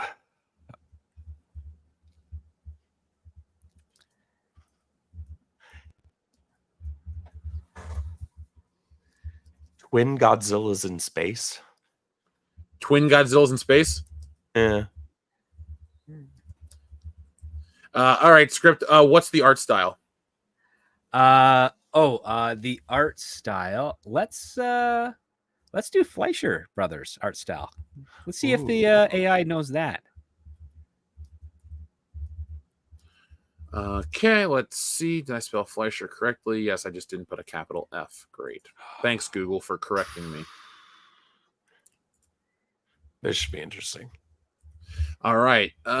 Here we go. In 3, 2, join. I already have an account here. Of course you're going to fucking create it. All right. If it's going to give you some copyright thing, I'm going to laugh like, oh, this is offensive. I don't care.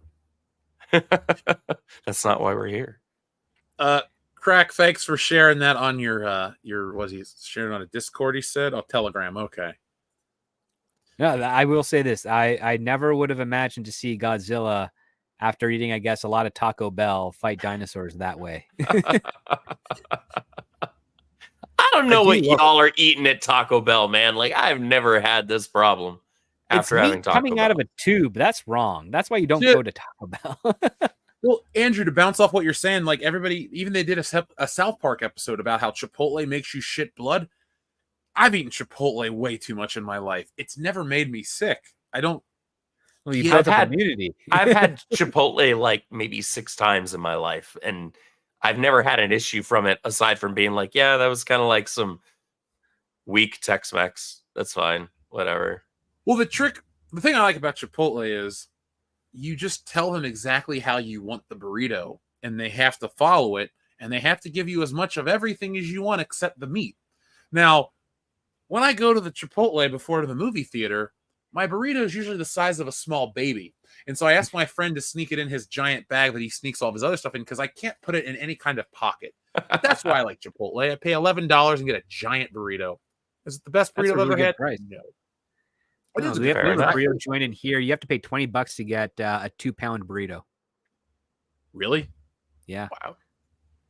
But the thing is, it's like real food. Like it's not the processed stuff. Like they go down, they get real meat, real shrimp, real avocados, and everything. It's not the mass produced stuff that you get shipped for real cheap.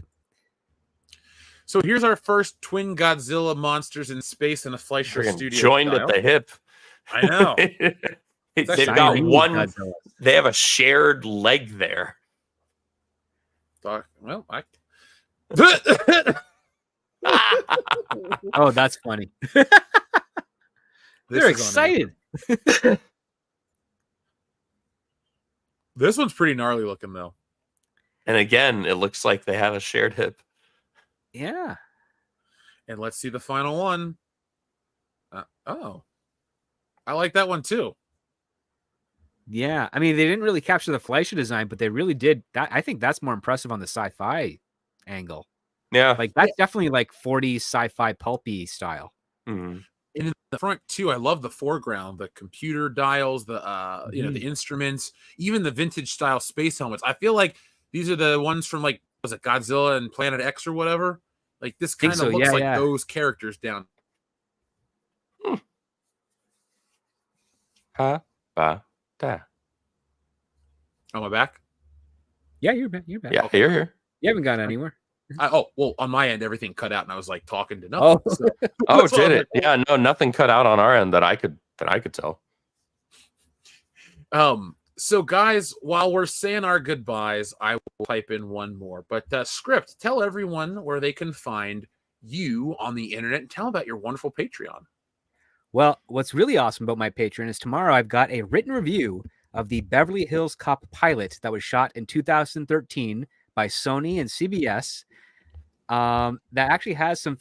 If you've followed my channel and if you've been watching some of the weirder television shows, you will see some familiar faces, particularly the actress that played Sophie in Batwoman, who still looks hot, obviously 10 years younger, is in that pilot, along with the guy who played Al Pacino in Tropic Thunder. He is Brandon T. Jackson. Brandon T. Jackson, who actually is a pretty good actor. So I have not only do I review it, but I link for anyone who wants to watch the pilot to the Wayback Machine or the Internet Archive, where you can actually see the unaired official pilot of Beverly Hills Cop with reprisals by Eddie Murphy and Judd Reinhold. Judge Reinhold in the show? Yeah, he's the mayor. He's Billy Rosewood is the mayor of Los Angeles. I can get behind that. That dude was a nut in the movie, so makes sense he's a politician now. yes. So yeah, go check that out because I'm priming that up because obviously when Axel F debuts next week, I'm going to be watching and reviewing that to check that out. So hey, I know you're going to do your own thing, but if it's worthy of a conversation, I definitely would like to talk to you about it too, just because. Oh, we'll make that happen. There's a shelf up there. I know I talk about it, but folks, there's like no Beverly Wait, Hills you Cop like Beverly Hills Cop? No, it's okay. It's not as good as say. I had not heard this. I was trying to pick an ironic movie that I think is better than Beverly Hills Cop. Clear and Present Danger is Beverly. No, it's not. Fuck that movie. Anyway, Andrew, where can we find you on the internet? You can find me over on Twitter. I'm the creative manager also over at the Ripaverse, one of the lead editors. Right now, we currently have pre-orders going for our latest book release, which is Gooding the Polymath by Mike Barron and Will Conrad. I encourage you all to check out our brand new, newly relaunched website. And we've got a whole bunch of cool new features on there, including character bio sections, new collections for our books and merch. Check that out. And also, go back, Wokebusters. Yes, folks, we are almost at the halfway mark, but we're not quite at 50% off, or 50% there. So let's get those numbers up to rookie numbers. But folks, one thing I did notice, I get a lot of questions about the project. So what I'm going to do is, to help, I'm going to make a video that'll be out probably this weekend, maybe early in the next week. It's going to give you an idea of what Wokebusters is, and then I'll have another little one about who I am as a creator, because, well, comics are my thing, and I'm going to keep making them for you guys. I got another one lined up for a little later in the year too. So let's get Wokebusters past that goal and beyond. Let's change the face of entertainment. But I'm too tired right now to continue on this stream, so I'm going to press a little button as we go. But from all of us here, thank you for watching. Be smart, be safe, be cool, but always be excellent to each other. Don't you just hate wokeness and the toll it takes on society? Well, bust it with Wokebusters. Set in a world where outrage turns people into literal monsters, Wokebusters follows the 4 men who step up to save society from itself. It's funny, colorful, and action-packed. This 100-page